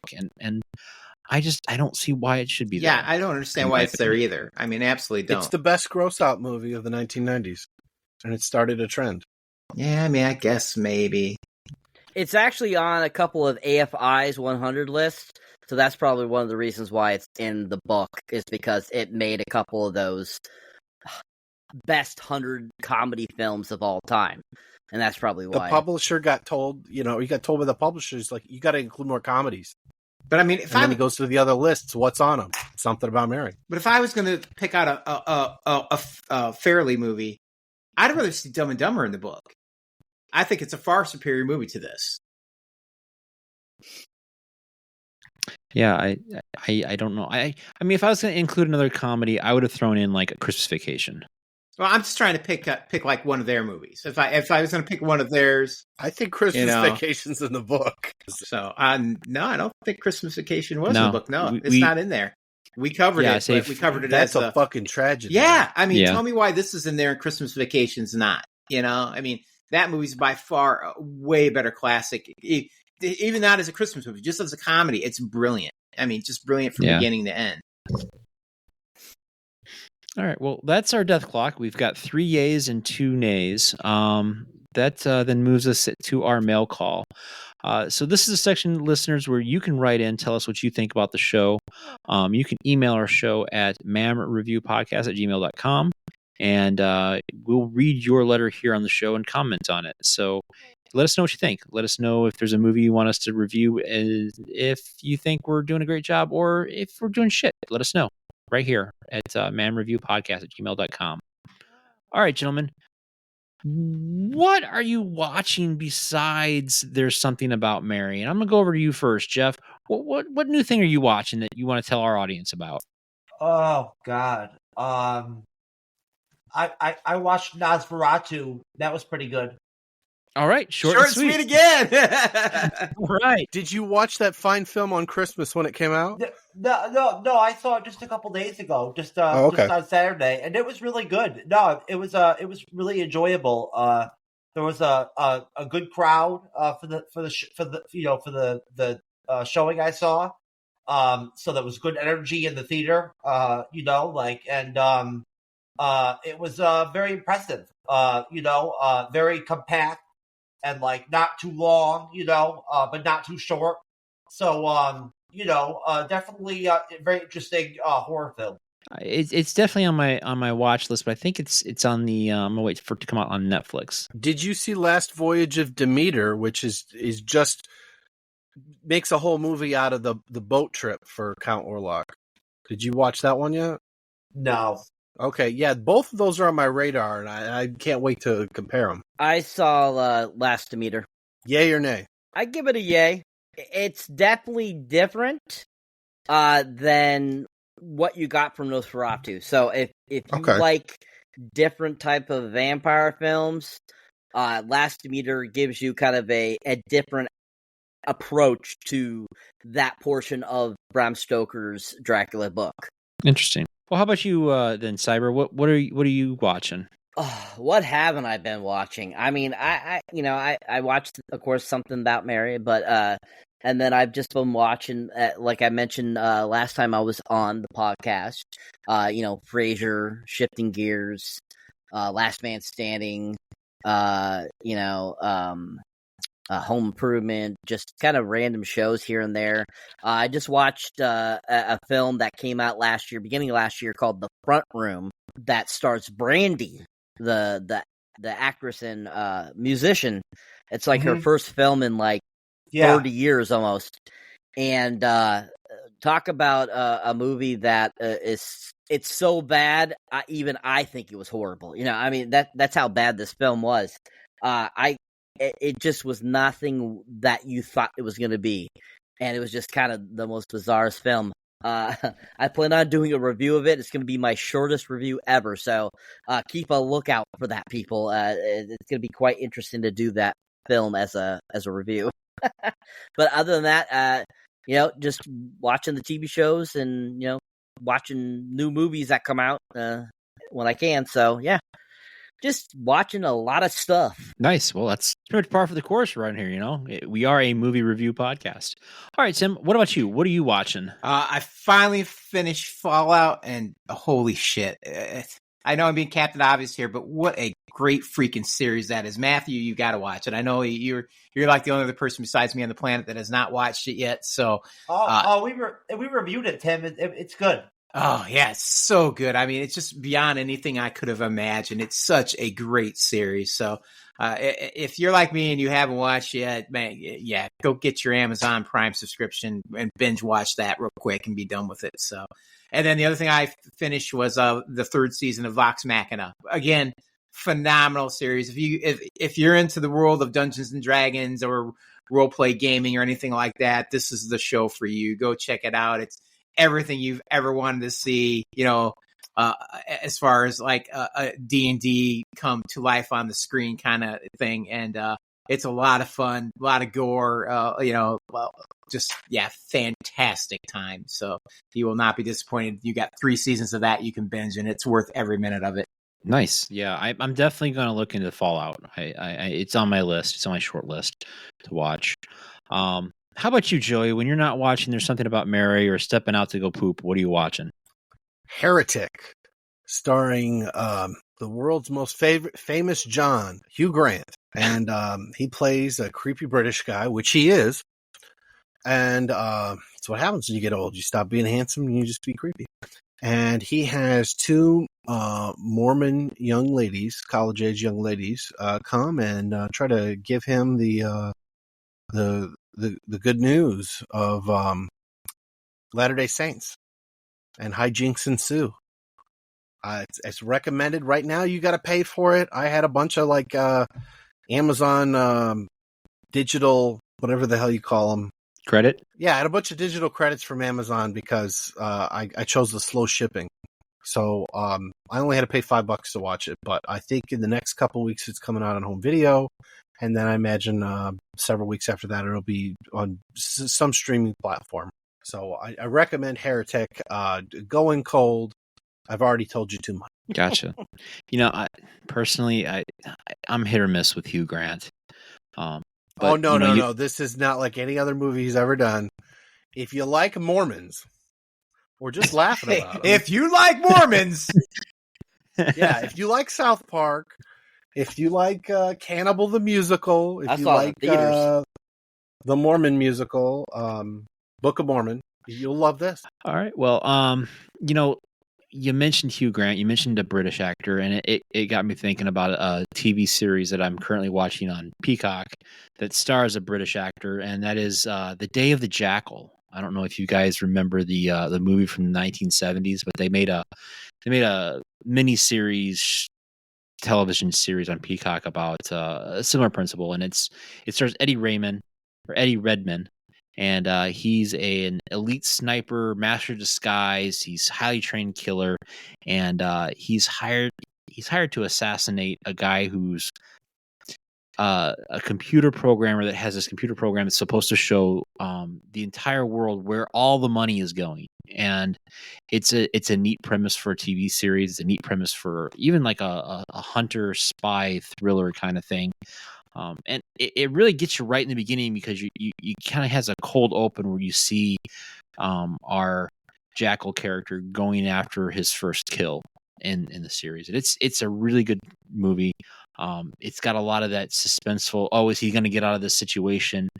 A lot of that Mission Impossible thing where he's using false identities and cool makeup tricks to get out of situations. And it's a really great series. I recommend it to anybody that likes, James Bond or Mission Impossible or that classic 1990s movie Assassins with Antonio Banderas. How's it stack up against the 97 The Jackal movie? Antonio Banderas. With Bruce Willis and I think it was Richard Gere, right?